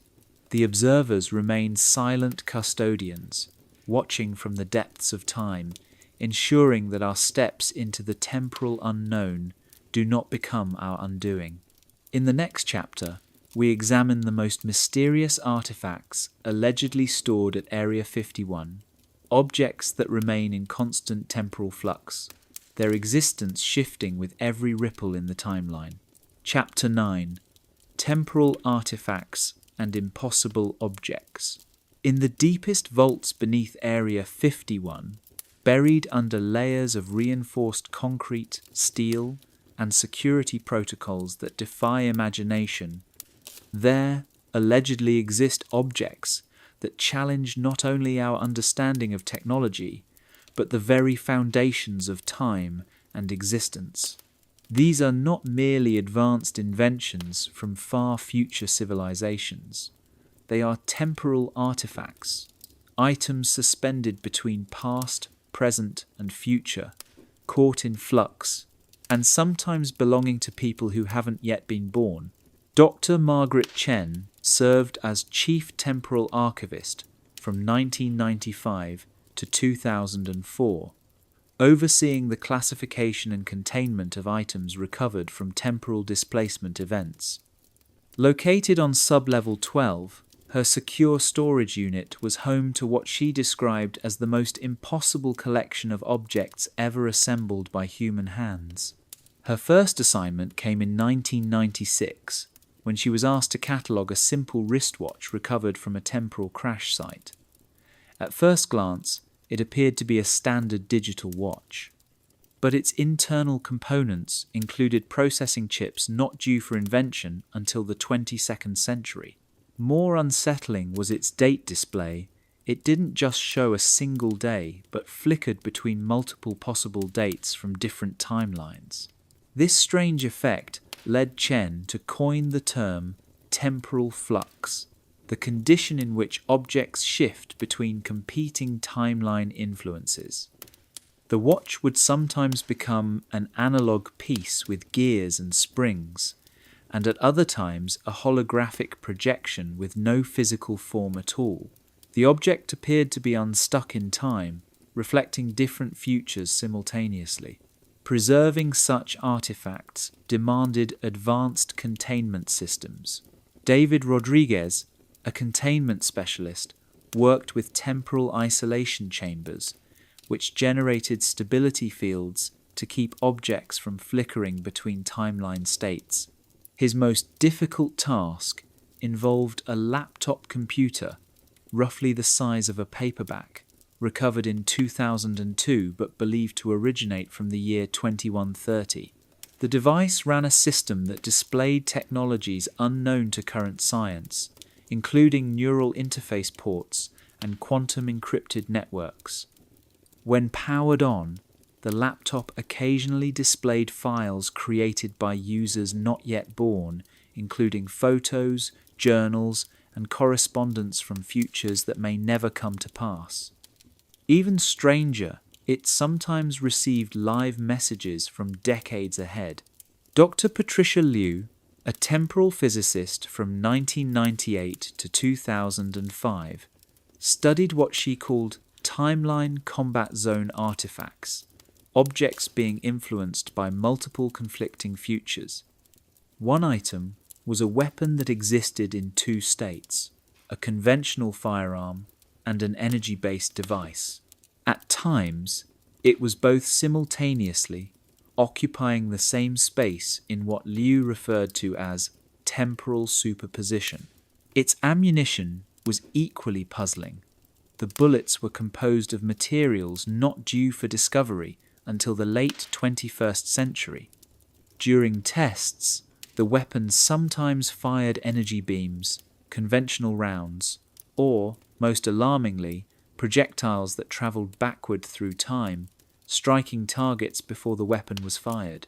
The most emotionally jarring artifacts were personal belongings from individuals who had not yet been born. Sarah Martinez, a specialist in personal effects, catalogued items such as photographs, wallets, and letters belonging to people projected to live in the mid-21st century and beyond. One wallet, recovered in 2000, belonged to a man named Thomas Mitchell, allegedly born in 2053. It contained identification, unfamiliar currency, and photographs showing family members from the future, children, grandchildren, and landscapes indicating a transformed Earth. More unsettling was the wallet's instability. Under observation, the contents shifted. Family photos altered to show different people. IDs morphed into alternate versions of Mitchell's life. The artifact clearly sat at the intersection of multiple timelines, each vying to define its owner's destiny. Future computing systems provided their own enigmas. Dr. Michael Torres, who served from 2000 to 2006, maintained a lab containing over 50 computing devices from various potential futures. Some could interface directly with the brain. Others connected to what he called a temporal internet, capable of exchanging information across decades. Torres even reported exchanging data with his own future self, their communications separated by 40 years yet occurring in real time. One terminal downloaded system updates and emails from years ahead, as if the future was just another server on the network. Weapons from these futures presented existential threats. Jennifer Park, a weapons analyst from 2001 to 2007, documented devices capable of targeting molecular structures, reversing aging, or trapping individuals in time loops. One particularly chilling weapon erased targets entirely from history, not just killing them, but removing all traces they had ever existed. Such weapons often malfunctioned. Park once observed a projectile fire backward in time and strike a past version of a test dummy, bypassing the present altogether. Another weapon destroyed a lab's future version while leaving the current facility untouched. Medical artifacts revealed miraculous yet troubling possibilities. Dr. Robert Kim, active between 1999 and 2005, studied tools that could reverse aging, regenerate organs, and even modify memory and identity. One scanner, the size of a coin, could perform genetic analysis and diagnostics in seconds. Some instruments appeared built for post-human anatomies, tools for surgeries lasting decades, or tailored for individuals with lifespans spanning centuries. Others suggested technologies for consciousness modification, blurring the line between treatment and transformation. Even more disturbing were the ecological monitoring systems recovered and studied by Dr. Elizabeth Hayes from 2002 to 2008. Her equipment indicated future Earths with altered atmospheres, new tectonic patterns, and ecosystems unrecognizable by today's standards. Some analyzers were calibrated for oxygen-starved atmospheres, others for climates radically cooler or warmer than present conditions.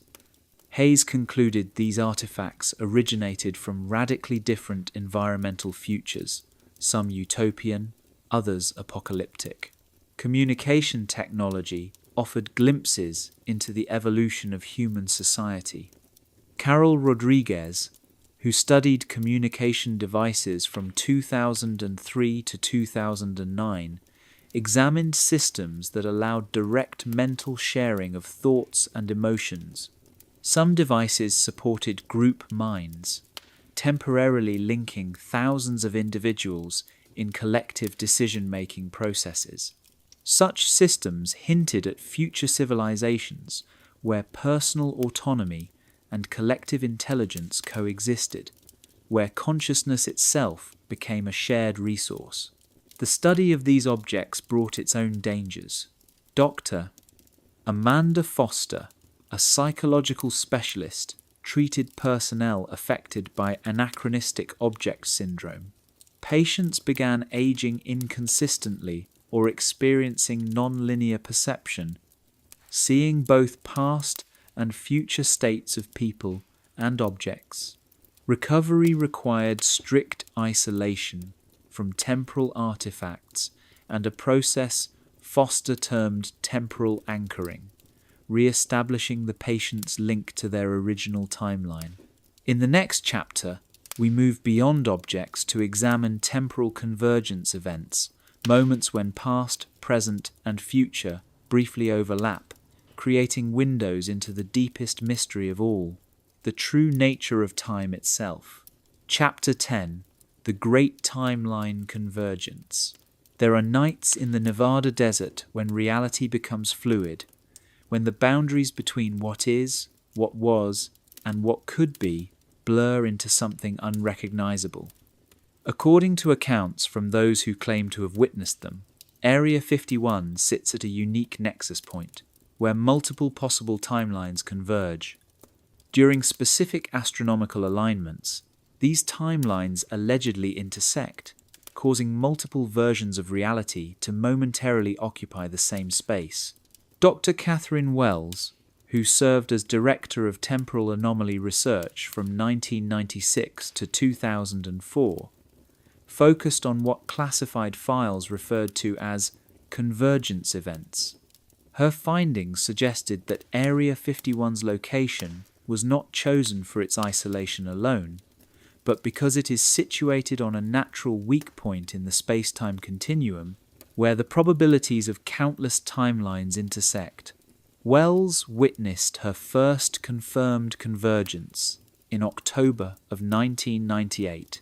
It occurred during a new moon, under atmospheric conditions that provided clear visibility across the arid desert. While conducting routine temporal field measurements, Wells's instruments began reporting anomalies, signals that suggested multiple realities were coexisting. Through her equipment, she observed overlapping versions of the base. The familiar hangars and airstrips merged with structures from different time periods.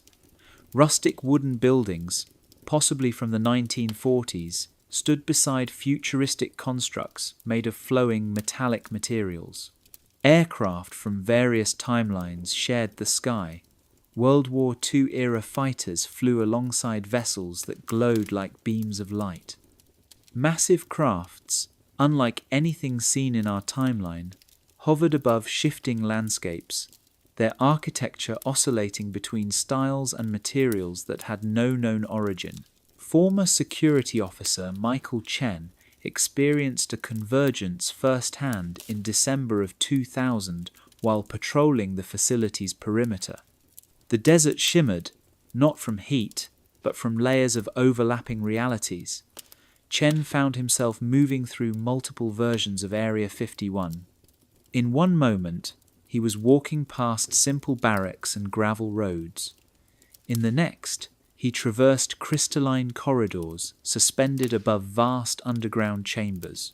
During this shift, Chen encountered another version of himself, an older man, dressed differently, who spoke about people and events that never occurred in Chen's own timeline.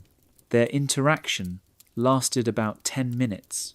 Both compared their lives and discovered significant divergences in memory, training, and even global history. For Chen, the experience was deeply disorienting, but also illuminating. Dr. Patricia Martinez, a convergence communications specialist from 2000 to 2006, worked to create stable channels of contact across timelines during these events. Her team developed equipment capable of detecting and synchronizing with alternate versions of Area 51's communications systems. Through this, researchers in parallel timelines could collaborate, exchanging breakthroughs in temporal theory and practice. These exchanges revealed that time research was occurring in many timelines, each with its own trajectory. Some had advanced in energy manipulation, while others had made strides in biological sciences. The collaboration enabled a mutual acceleration of discovery, timelines assisting one another for a shared goal, control of time. The most documented convergence occurred during the spring equinox of 2002. Dr. Robert Hayes, then Director of Operations, claimed the event lasted nearly 6 hours. He described the base transforming into a diplomatic hub, with delegates from dozens of timelines in attendance. Some of these realities had been adversarial under linear circumstances, but came together during the convergence to resolve mutual threats to timeline stability. Technology sharing was a major feature of this event. Devices were demonstrated that appeared to merge capabilities from numerous timelines. These hybrid technologies reportedly exceeded what any single reality could achieve. Hayes stated that several of these devices were retained and reverse engineered for use within our timeline and select others.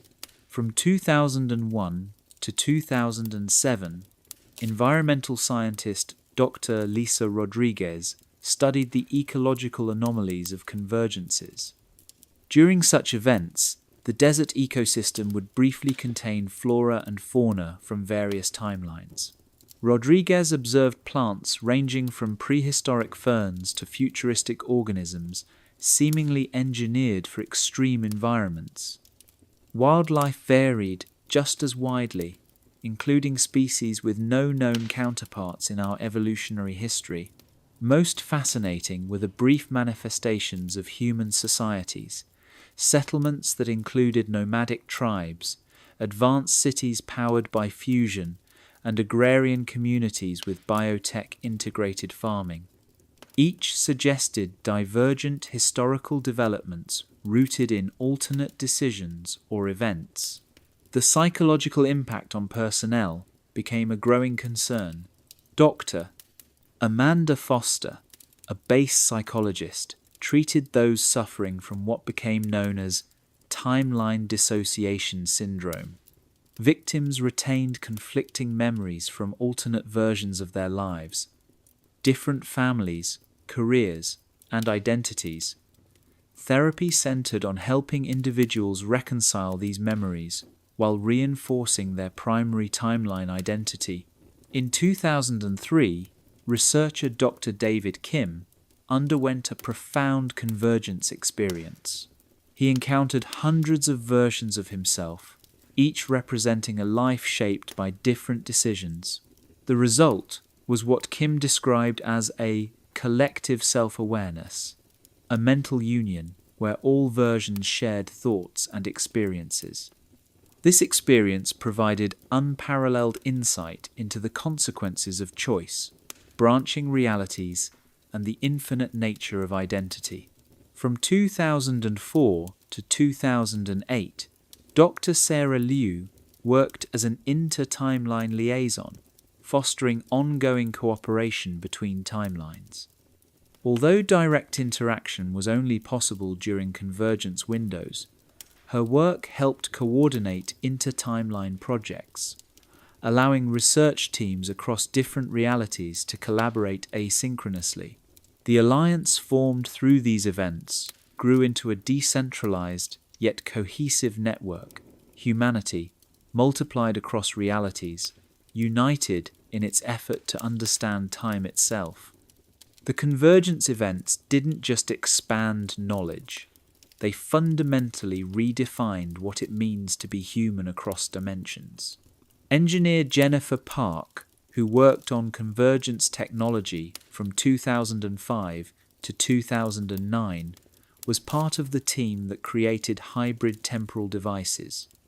These machines, built using knowledge from dozens of timelines, could allegedly stabilize portals, access alternate pasts, and even rewrite certain local temporal phenomena. If these accounts are to be believed, the convergence events at Area 51 represent a dramatic reimagining of time as a domain not just to be observed, but navigated and shaped. The implications stretch far beyond the desert, hinting at a multi-dimensional web of realities, connected not just by chance, but by shared purpose. In the next chapter, we step deeper into the unknown, hearing directly from individuals who claim to have travelled through time itself and the personal cost of living outside one's native era. Chapter 11. The Chronos Interviews. The most extraordinary accounts linked to Area 51's temporal research do not come from scientists or observers, but from individuals who claim to have travelled through time themselves. Referred to in classified documents as chrononauts, these subjects shared testimonies that challenge our understanding of identity, memory, and the boundaries of human existence. Conducted in secured chambers deep beneath the Nevada desert, these interviews offer a haunting glimpse into what it means to exist outside one's natural place in the flow of time. The first extensively debriefed individual was designated Subject C7, interviewed under the Chronos interview protocols beginning in 1994. Appearing to be in his 30s, C7 claimed he had been born in the year 2168. During months of questioning, he demonstrated remarkably consistent knowledge of future events, unknown technologies, and historical outcomes that had yet to occur. C7 spoke of being recruited into an organization known as the Temporal Preservation Corps at the age of 25. By the 22nd century, he said, time travel had become a regulated aspect of government, with trained agents assigned to monitor key historical moments and intervene only when absolutely necessary to prevent catastrophic timeline disruptions. According to his testimony, the psychological conditioning for time travel involved years of preparation. Chrononauts were trained to cope with intense isolation, emotional displacement, and the shock of living centuries before or after their own time. These techniques, including memory anchoring and identity stabilization, were vital to maintaining sanity. Though he was forbidden to interfere directly, C7's assignment in the late 20th century was to monitor early temporal research and ensure it developed safely. His emotional strain became clear during interviews. He spoke with deep sadness of his home, towering cities suspended in the sky, a peaceful global society, and family members not yet born. Occasionally, he wept when remembering what he had left behind. Subject C12, unlike C7, was not a trained agent. She arrived in 1997 under mysterious circumstances, claiming to be from the year 1893. Her account described an accidental temporal shift caused by an experiment with electromagnetic fields and crystalline resonance. C12's case offered profound insight into forward temporal displacement. She was overwhelmed by the modern world. Electric lights, automobiles, and casual social behavior were both fascinating and disorienting. She often expressed deep loneliness, mourning a world that no longer existed and adjusting slowly to a new century that felt like another planet. Despite the shock, C12 gradually adapted. With help, she learned to use modern technology and navigate contemporary social systems. Her interviews provided critical information about the psychological impact of time travel on someone from a pre-technological society. Even more complex was subject C19. This individual claimed to experience life across multiple time periods simultaneously. Unlike other subjects, C19's consciousness existed in what was described as multi-temporal consciousness syndrome. Allegedly, the result of experimental exposure in the year 2015, their mind stretched across decades, existing in several time frames at once. C19 frequently referenced future interviews that had not yet occurred, answered questions not yet asked, and exhibited awareness of events in both past and future timelines. Though their condition created immense confusion, it also offered profound insight into the nature of consciousness when separated from linear time. Subject C24, who arrived in the year 2000, revealed how future societies had evolved mental health strategies to support chrononauts. Therapeutic methods included consciousness anchoring and deep memory recall practices that allowed displaced individuals to reconnect emotionally with their origin points. According to the subject, temporal safe houses, hidden facilities embedded across different eras, provided essential support for time travelers during extended assignments. Not all subjects had come willingly. Subject C31 claimed to be a refugee from a timeline war in the 23rd century. According to their testimony, various temporal factions were engaged in an arms race of historical manipulation. Cities flickered in and out of existence, lives were rewritten by timeline waves, and reality itself had begun to collapse. C31 had fled to the past as their home timeline dissolved. This subject spoke of survivor guilt, not only for people lost, but for the erasure of entire civilizations. Their grief was compounded by the knowledge that their reality might never return. Their case illustrated the destructive potential of uncontrolled temporal interference. One of the most intriguing testimonies came from subject C42, who claimed to be a temporal anthropologist from the 31st century. Unlike others, this individual saw themselves not as a victim of time displacement, but as a researcher studying the evolution of human temporal manipulation. C42 described humanity's eventual mastery of time travel as both a scientific triumph and a philosophical burden. Ethical dilemmas, such as when or whether to intervene in historical suffering, had become central debates.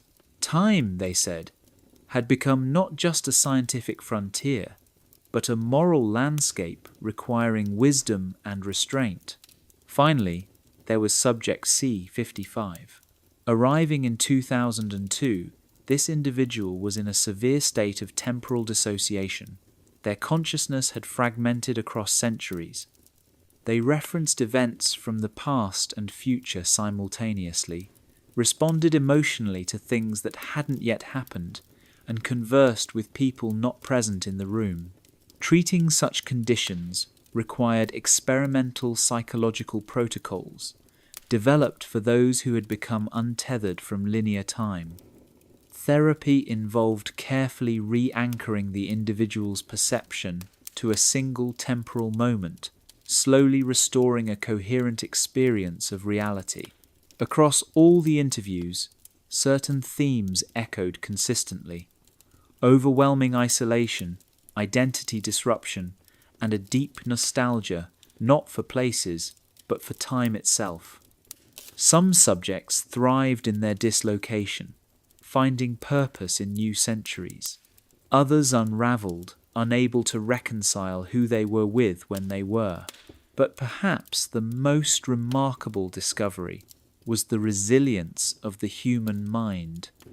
Even scattered across centuries, even torn from everything familiar, many of these individuals held onto a core sense of self, a thread of identity stretching across the shifting sands of time.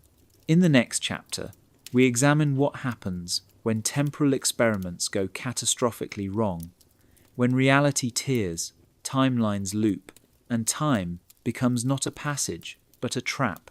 Chapter 12: Temporal Side Effects and Reality Bleeds. Beneath the sterile laboratories of Area 51, where the laws of physics are bent and broken, even the most carefully calculated experiments can go catastrophically awry. According to former personnel and classified documentation, temporal manipulation carries consequences that go far beyond technical malfunction or biological injury. When time itself destabilizes, reality does not simply crack, it bleeds. Dr. Rachel Morrison, who served as Chief of Temporal Safety Protocols from 1998 to 2005, oversaw the development of emergency procedures designed to contain temporal anomalies. Her classified reports recorded dozens of accidents, each one revealing new ways in which tampering with time could unravel the very fabric of reality. Her first major containment event occurred in March of 2000. During a routine test involving localized time acceleration, the experimental chamber experienced a chronological cascade failure. Instead of accelerating time within a confined area, the system began pulling in physical objects and people from various time periods into the present. When Morrison arrived, she found the lab cluttered with anachronistic artifacts, chairs from the 1950s, control panels that wouldn't be invented for another 70 years, and worst of all, multiple versions of the same personnel coexisting. Technicians found themselves face to face with younger and older versions of themselves. Several suffered immediate psychological distress, with some experiencing identity confusion and dissociative episodes that required months of recovery. Former temporal technician David Chen recounted one of the most disturbing phenomena recorded at the facility. In early 2001, while servicing underground field generators, Chen witnessed a reality bleed, an event where the past and future began seeping into the present through microscopic fissures in space-time. Entire sections of the facility shifted in and out of different time states. Walls decayed and rebuilt themselves in seconds. Tools aged into dust, then reverted to pristine condition. Most chillingly, people were affected. Chen described one colleague who aged 30 years in under 5 minutes, while another appeared to regress to early adolescence. Emergency crews had to deploy stabilization fields to halt the accelerating damage. Security officer Patricia Rodriguez observed another form of temporal malfunction in 2002. An experiment involving closed time-like curves triggered a loop, a continuous 20-minute cycle in which the same tragic sequence repeated endlessly. A technician entered the lab, activated equipment, triggered an explosion, and the timeline reset. again and again. Only external observers were aware of the repetition. The trap technician experienced each loop as new. To end the cycle, Rodriguez's team had to time their intervention precisely during a narrow window, using a disruption field to collapse the repeating loop. The technician, unaware of the dozens of previous iterations, remembered only the final one. Dr. Michael Torres, a physicist specializing in timeline integrity, documented what he called a reality fragmentation event in late 2003. A minor fluctuation within a test chamber evolved into a zone where causality collapsed. Events occurred out of sequence, effects without causes, questions answered before they were asked, repairs made before the damage happened. Staff inside the zone became disoriented. Some believed they were dreaming, others believed they had died. Long-term exposure led to cases of acute temporal psychosis. Containment involved careful deployment of anchoring fields to re-establish cause and effect order. The process took weeks, with ongoing therapy required for the affected personnel. Dr. Sarah Kim, who studied ecological impacts from 2001 to 2007, found that these temporal events did not remain confined to laboratories. Radiation from failed experiments leaked into the surrounding desert, producing unnatural changes in local flora and fauna. Kim documented plants aging decades overnight, blooming and withering within hours. Other specimens reverted to seed form. Wildlife displayed bizarre behavioral shifts, such as desert birds attempting seasonal migrations to non-existent destinations, or burrowing animals preparing for winters that never came. The landscape itself warped. Rock formations aged millions of years within days, while ancient sediment layers resurfaced fully intact. To treat personnel exposed to such events, Dr. Amanda Foster developed therapeutic techniques for what became known as temporal trauma syndrome. Patients often lost their sense of temporal placement. Some attempted to report to duty shifts that had ended years ago. Others prepared for meetings scheduled in the distant future. Therapy focused on re-establishing present-time awareness and safely integrating memory fragments from distorted timelines. Even more severe were cases where individuals became unstuck from linear time.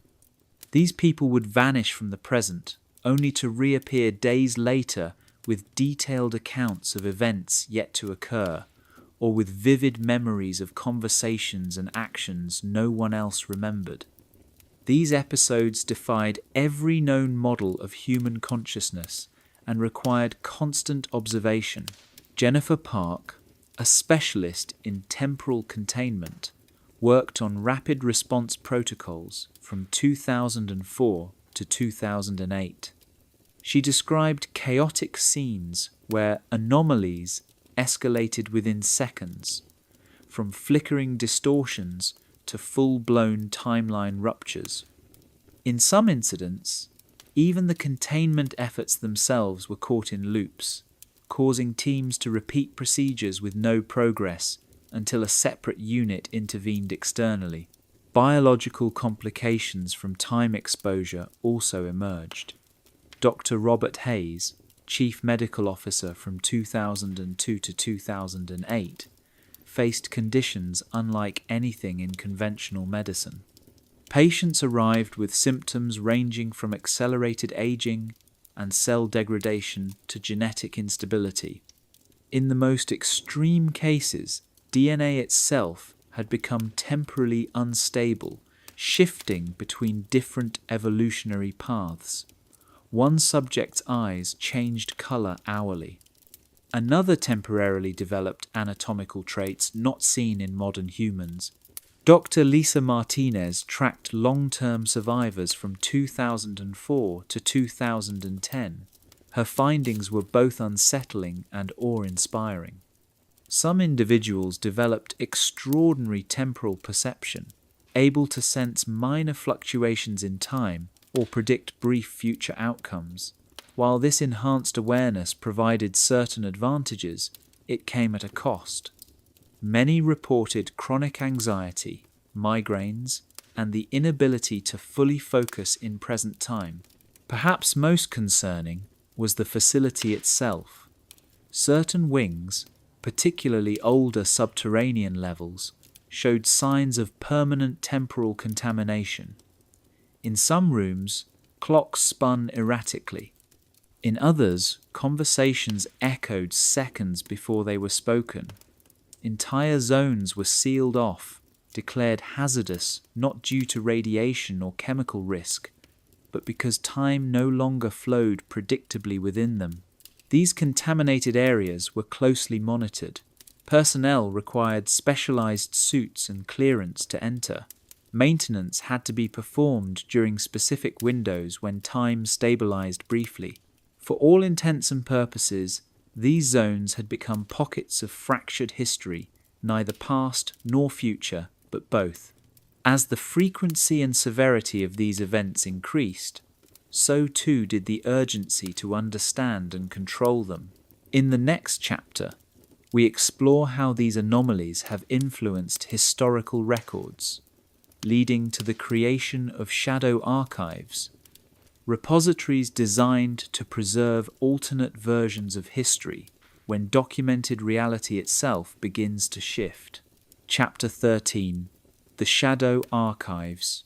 Deep beneath the surface of Area 51, hidden in the most classified sub-basements behind vault doors that require clearances far beyond even the highest known military classifications, lies what may be the most extraordinary library in human existence.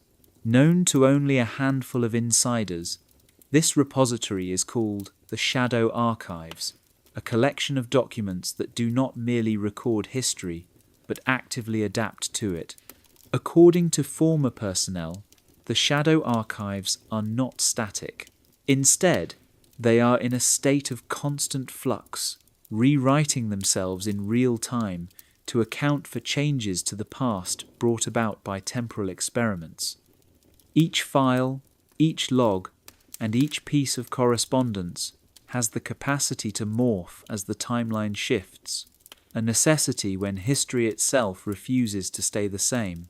Dr. Margaret Collins, who served as Chief Archivist for Temporal Documentation from 1997 to 2006, oversaw this surreal archive. She described her position as the most difficult record-keeping job in human history. Her primary task was to maintain the integrity of historical documentation in an environment where the past could be, and frequently was, altered. Collins quickly discovered the central paradox of her work. How can one preserve a truthful account of events when those events might be changed, erased, or entirely overwritten? Her team's solution was the development of the multi-timeline documentation protocol, a revolutionary system designed to record and preserve multiple versions of the same historical event simultaneously. To achieve this, the Shadow Archives utilized storage systems that existed partially outside normal space-time. These areas, sealed off with temporal isolation fields, were immune to changes in the timeline. Within these secure zones, what were referred to as original timeline records were maintained, versions of history as they were first recorded, even if the outside world no longer reflected them. Collins recounted her first encounter with self-modifying documents in early 2000, when incident reports from a recent temporal experiment began shifting as she read them. Dates moved forward or backward by decades, names changed, and entire paragraphs vanished or rewrote themselves. It was the first sign that documentation within normal space-time could not be trusted. Robert Kim, a former documentation specialist who worked within the Shadow Archives from 2000 to 2007, was responsible for paradox documentation. His job involved maintaining records of people, experiments, and locations that had been erased from the timeline. These individuals and events no longer existed in the outside world. Some had never existed at all, yet their files remained in the archives, preserved through temporal shielding. He described the haunting experience of reviewing personnel files for scientists who had never been born in the current version of history. These were people who, according to the timeline outside the archives, had never joined the program, never conducted their research, and yet inside the archives, their work and even personal effects were preserved, remnants of lost realities. The emotional toll of such work was immense. Kim admitted spending days cataloguing the achievements of individuals whose existence had been negated, only to realize that outside the archives, no one remembered them. The archives had become, in his words, a library of ghosts. Dr. Patricia Martinez, who worked from 2001 to 2008, was tasked with identifying timeline alterations within official records. Her research revealed that historical modifications left subtle fingerprints. She found documents containing references to technologies that did not exist at the time they were supposedly written, or mentions of events that had never occurred in the current timeline. These temporal echoes were often all that remained of a rewritten past. Martinez concluded that these inconsistencies were not random. She noticed recurring patterns of revision, suggesting that temporal factions were actively engaged in a kind of information warfare, attempting to shape history to fit their preferred versions of reality. Sarah Rodriguez, a file management specialist from 2002 to 2009, faced perhaps the most daunting organizational challenge, managing what she called parallel documentation. Her system had to accommodate infinite variations of the same historical events. Filing corridors in the shadow archives did not behave like those in the outside world. Some seemed to twist into themselves or extend indefinitely, each housing a separate variation of a single event, marked by probability and temporal stability. To navigate this maze, Rodriguez used a temporal positioning device which told her exactly which timeline she was accessing at any given moment. Without it, a researcher might accidentally retrieve files from the wrong version of reality, a mistake that could create dangerous paradoxes if incorrect information was reintroduced into an incompatible timeline. Dr. Michael Torres, serving as a temporal preservation specialist between 2003 and 2010, maintained the environmental stability of these documents. To protect materials from temporal decay, he used chambers where time passed more slowly or more quickly, depending on the archival need. Some sensitive records were stored in temporal stasis fields, where time had been effectively halted, keeping the materials eternally unchanged and nearly inaccessible. Security protocols were just as advanced. Jennifer Park, security specialist from 2004 to 2011, oversaw measures that went far beyond simple identity verification. Access to certain sectors required validation of an individual's temporal origin, confirming not just who they were, but when they were from. Tampered individuals whose timelines had been altered were denied entry. The most protected records included what Park called future evidence, documents detailing events that had not yet occurred but had been retrieved from alternate timelines or recovered by temporal agents. These were tightly sealed, as premature disclosure could cause paradoxes with world-altering consequences. Even administration was a logistical nightmare.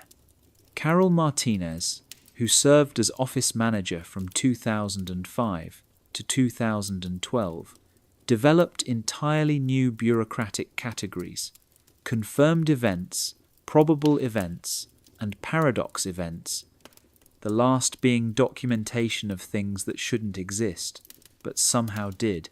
Lastly, Dr. Lisa Hayes, a temporal verification specialist from 2006 to 2013, created systems to determine document authenticity across divergent timelines. Her forensic techniques could identify temporal forgeries, catching files that had been artificially inserted or corrupted by alternate reality influences. From 2007 through 2015, Dr. David Chen addressed the long-term survival of the archives themselves. He designed redundant systems across multiple realities to preserve human history in the event of timeline collapse, ensuring that even if our current reality was lost, the knowledge within the shadow archives would endure. As time manipulation becomes more common and more dangerous, the shadow archives remain one of humanity's last defenses against the loss of our true past. In the next chapter, we explore the ultimate implications of these experiments and the possibility that one day time might be as easily traversed as space. Chapter 14. The End of Linear Time. Within the most restricted chambers of Area 51's Temporal Research Division, far beyond access even to most senior officials, alleged documents describe humanity's most ambitious undertaking, the transcendence of linear time itself.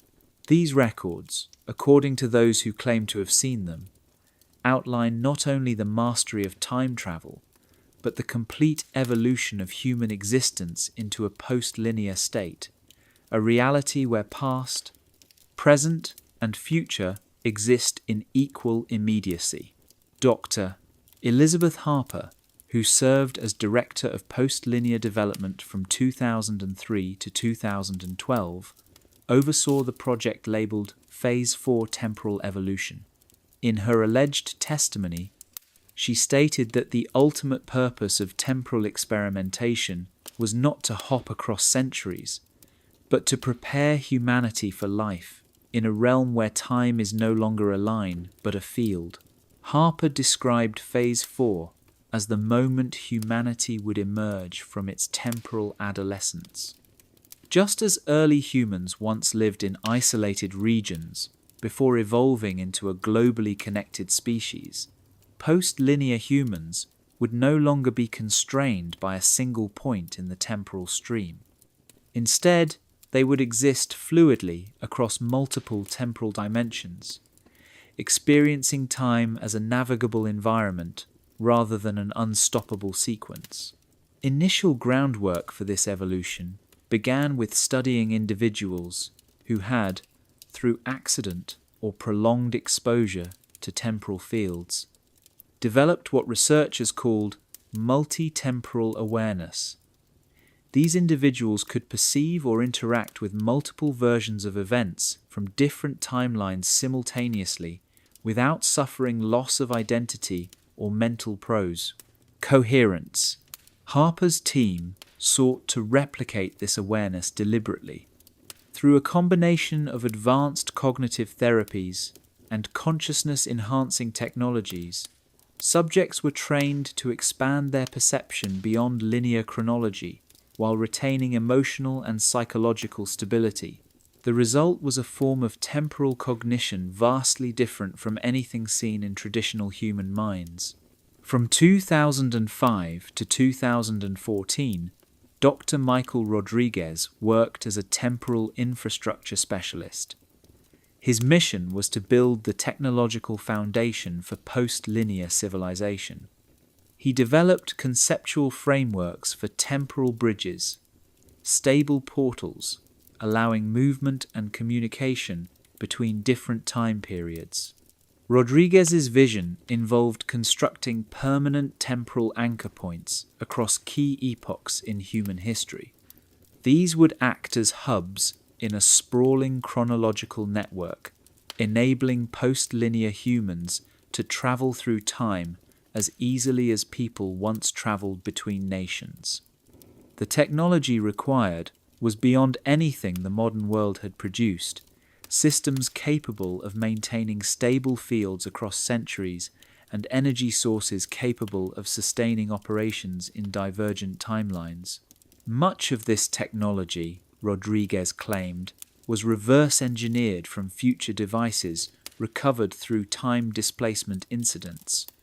These included machines capable of transmitting information outside of causality, a necessity for trans-temporal communication. Dr. Sarah Kim, who served as a trans-temporal communications specialist from 2007 to 2016, developed systems for maintaining contact across divergent timelines. Her most controversial work centered on what she called consciousness bridging, technology that enabled direct mental linkage between individuals living in separate timeline realities. These breakthroughs, if verified, would mean the emergence of a collective temporal mind. Every branch of human civilization, every timeline variant, could share knowledge, insight, and creative progress with all others.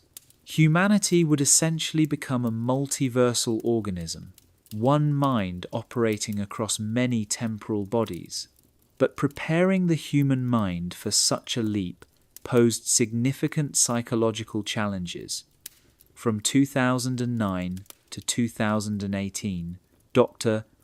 Amanda Foster pioneered therapeutic protocols to help individuals adapt to life outside of linear chronology. Her methods involved gradual expansion of temporal awareness, allowing subjects to experience memories, current events, and possible futures as simultaneous realities. Training included sensory exposure to overlapping time states, guided temporal meditations, and collaborative exercises where individuals merged their perceptions with others to experience shared multi-temporal awareness.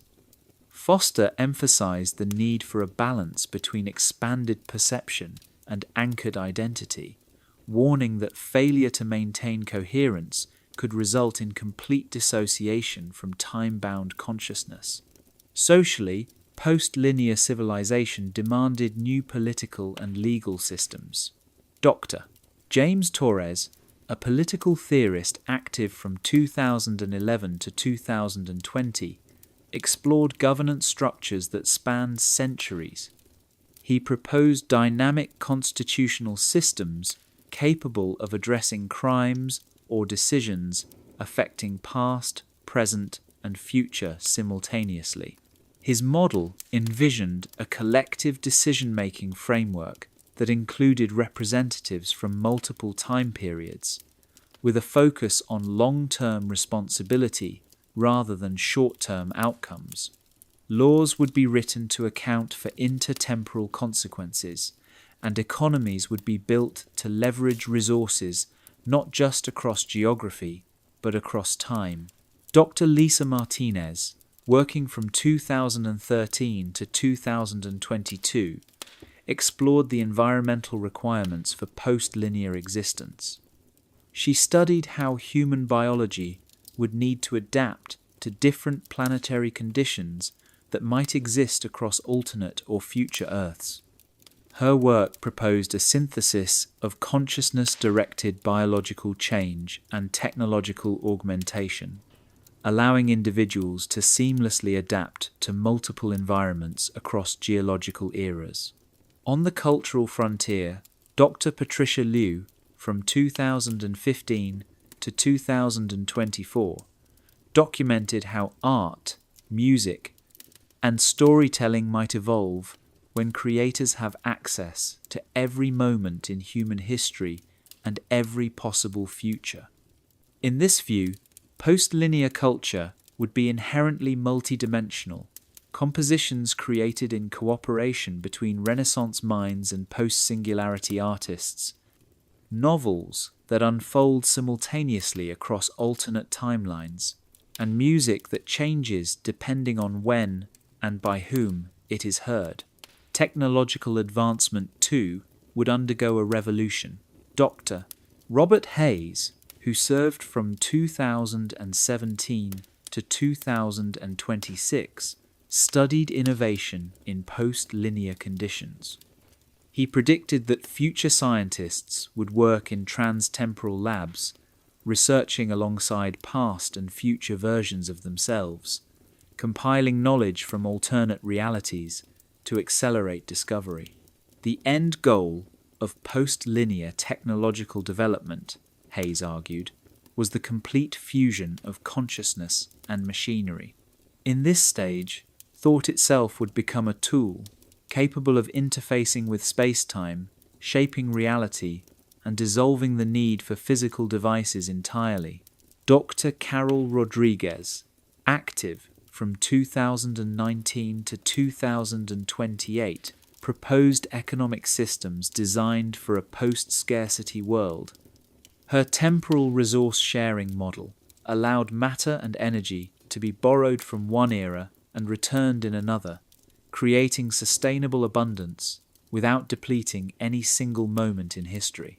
Her work suggested that post-linear economics would end traditional resource conflicts by opening access to materials from every possible timeline.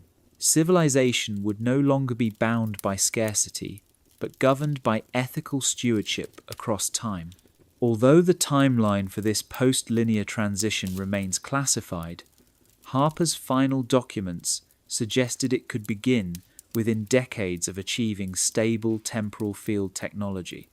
Full integration could take centuries, requiring deliberate adaptation of consciousness, culture, and infrastructure. In this future, Area 51 would serve not merely as a research facility, but as humanity's temporal nursery, nurturing the transition from chronological limitation to post-temporal freedom. In the final chapter, we explore the most dangerous potential of temporal mastery. What happens when time becomes a weapon and the existential stakes of conflict across timelines. Chapter 15, The Eternal Question. As the desert winds whisper across the barren Nevada landscape and the distant glow of Las Vegas pulses just beyond the restricted perimeter of Area 51, we arrive at the final chapter of this extraordinary journey. We have followed the accounts of time travelers, chronicled the strategies of those involved in temporal warfare, and examined the testimonies of researchers who claim to have looked beyond the linear boundaries of time itself. And yet, as all stories come to a close, one question remains, larger than any of the others and more complex than all of them combined. If time can be manipulated, controlled, and even weaponized, what does that mean for the essence of reality, for human freedom, and for existence itself? Dr. Jonathan Pierce spent his final years at Area 51 from 2015 to 2023, serving as Senior Temporal Ethics Advisor. His task was not to operate machines or design experiments, but to ponder the moral and philosophical implications of what humanity had allegedly achieved. His reports, classified and written not for present policymakers but for future generations, attempted to grapple with ideas never before addressed in human history. Pierce posed a troubling paradox. If humanity could undo all suffering, would it also erase the very trials that had made it wise? Wars, disasters, heartbreak, and struggle, these had shaped the species into something capable of empathy and reflection. But if every mistake could be erased and every tragedy rewritten, what would become of the lessons they once taught? In his writings, Pierce identified wisdom paradoxes, scenarios in which the prevention of suffering also eliminated the virtues born from it. A war avoided might save lives, but also erase the understanding of peace. A disaster undone might prevent devastation, yet also remove the solidarity and resilience that emerged in its aftermath. His conclusion was haunting.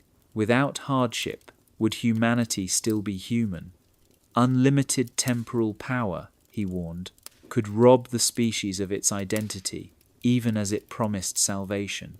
Dr. Sarah Kim, who served as temporal warfare analyst from 2018 to 2028, studied the tactical consequences of turning time into a weapon. She described temporal weapons as the final equalizer, tools so powerful that a single individual, properly equipped, could rewrite the rise and fall of nations. Kim's analysis described terrifying possibilities: a time agent, eliminating a dictator before birth, or implanting ideologies across centuries to engineer a desired political outcome. Yet, she warned, such strategies created infinite regression. For every intervention, there would be a counter-intervention. Victory was never stable, only temporarily maintained, until someone went further back and tried again. Temporal warfare, Kim concluded, had no victors, only a spiral of reality distortion, where truth, identity, and history were continuously overwritten. Her final recommendation was unambiguous: temporal weapons must never be deployed. From strategic dangers, we move to existential ones. Dr. Michael Rodriguez, chief temporal philosopher from 2020 to 2030, studied how temporal power distorted our sense of meaning. He posed what he called the temporal nihilism paradox. If time could be changed at will, did action still matter? If death could be postponed indefinitely, did life retain significance? If all timelines could be edited, was there any such thing as authenticity? Rodriguez's work led to the temporal restraint principle, the belief that humanity must impose limits on its use of time manipulation, not for technical reasons, but for existential ones. Without consequences, limitations, and uncertainty, the soul of human experience might vanish. The psychological cost of time manipulation became clear in the research of Dr. Amanda Foster, who studied its effects from 2025 to 2035. She observed a phenomenon she named temporal omnipotence syndrome. Subjects exposed to timeline editing began to lose empathy. With the ability to reverse mistakes or revive the dead, their sense of consequence disappeared. People became characters in stories, actions lost their moral weight, and relationships became simulations. Foster's treatment protocols aimed to restore humanity through limitation, slowly withdrawing access to time technology and encouraging patients to reconnect with empathy, uncertainty, and natural consequence. Dr. Lisa Martinez, working from 2027 to 2037, explored the ecological dangers of timeline manipulation.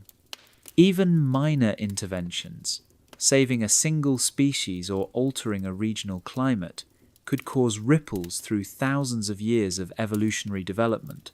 Martinez warned that Earth's ecosystems existed in delicate temporal equilibrium. Small changes in the past could unravel food webs, disrupt migration patterns, or accelerate environmental decay.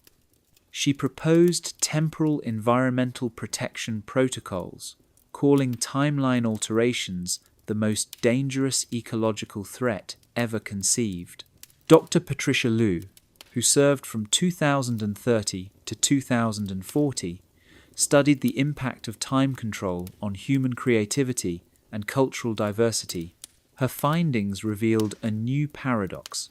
By gaining access to all possible cultural expressions across time, humanity might lose the drive to create.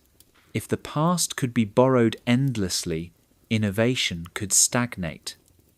True creativity, Liu argued, was born of limitation, context, and necessity, forces erased by unlimited temporal access. Finally, Dr. Robert Hayes, active from 2035 to 2045, tried to answer the most profound question of all: what is real? Hayes identified 3 pillars of authentic existence: choice with meaningful consequences, limitation that created value through scarcity, uncertainty, the foundation of wonder and discovery. Temporal manipulation, if unchecked, threatened all 3. Hayes concluded that the ultimate test of humanity's maturity would not be mastering time, but choosing when not to use it.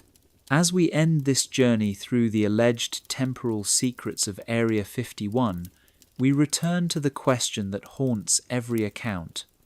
If reality can be rewritten, how do we know what is real? Perhaps the answer is that we don't, and perhaps that's the point. Whether these stories are fact or fiction, they confront us with questions that will shape the future of technology, of morality, and of meaning itself. The desert may guard its secrets, but it also guards our imagination, and in that boundless space between silence and stars, maybe wonder is the most precious thing we possess. Sleep well and dream of timelines unexplored. The future, after all, might already be behind us. Thank you for joining us on this journey through the temporal mysteries of Area 51.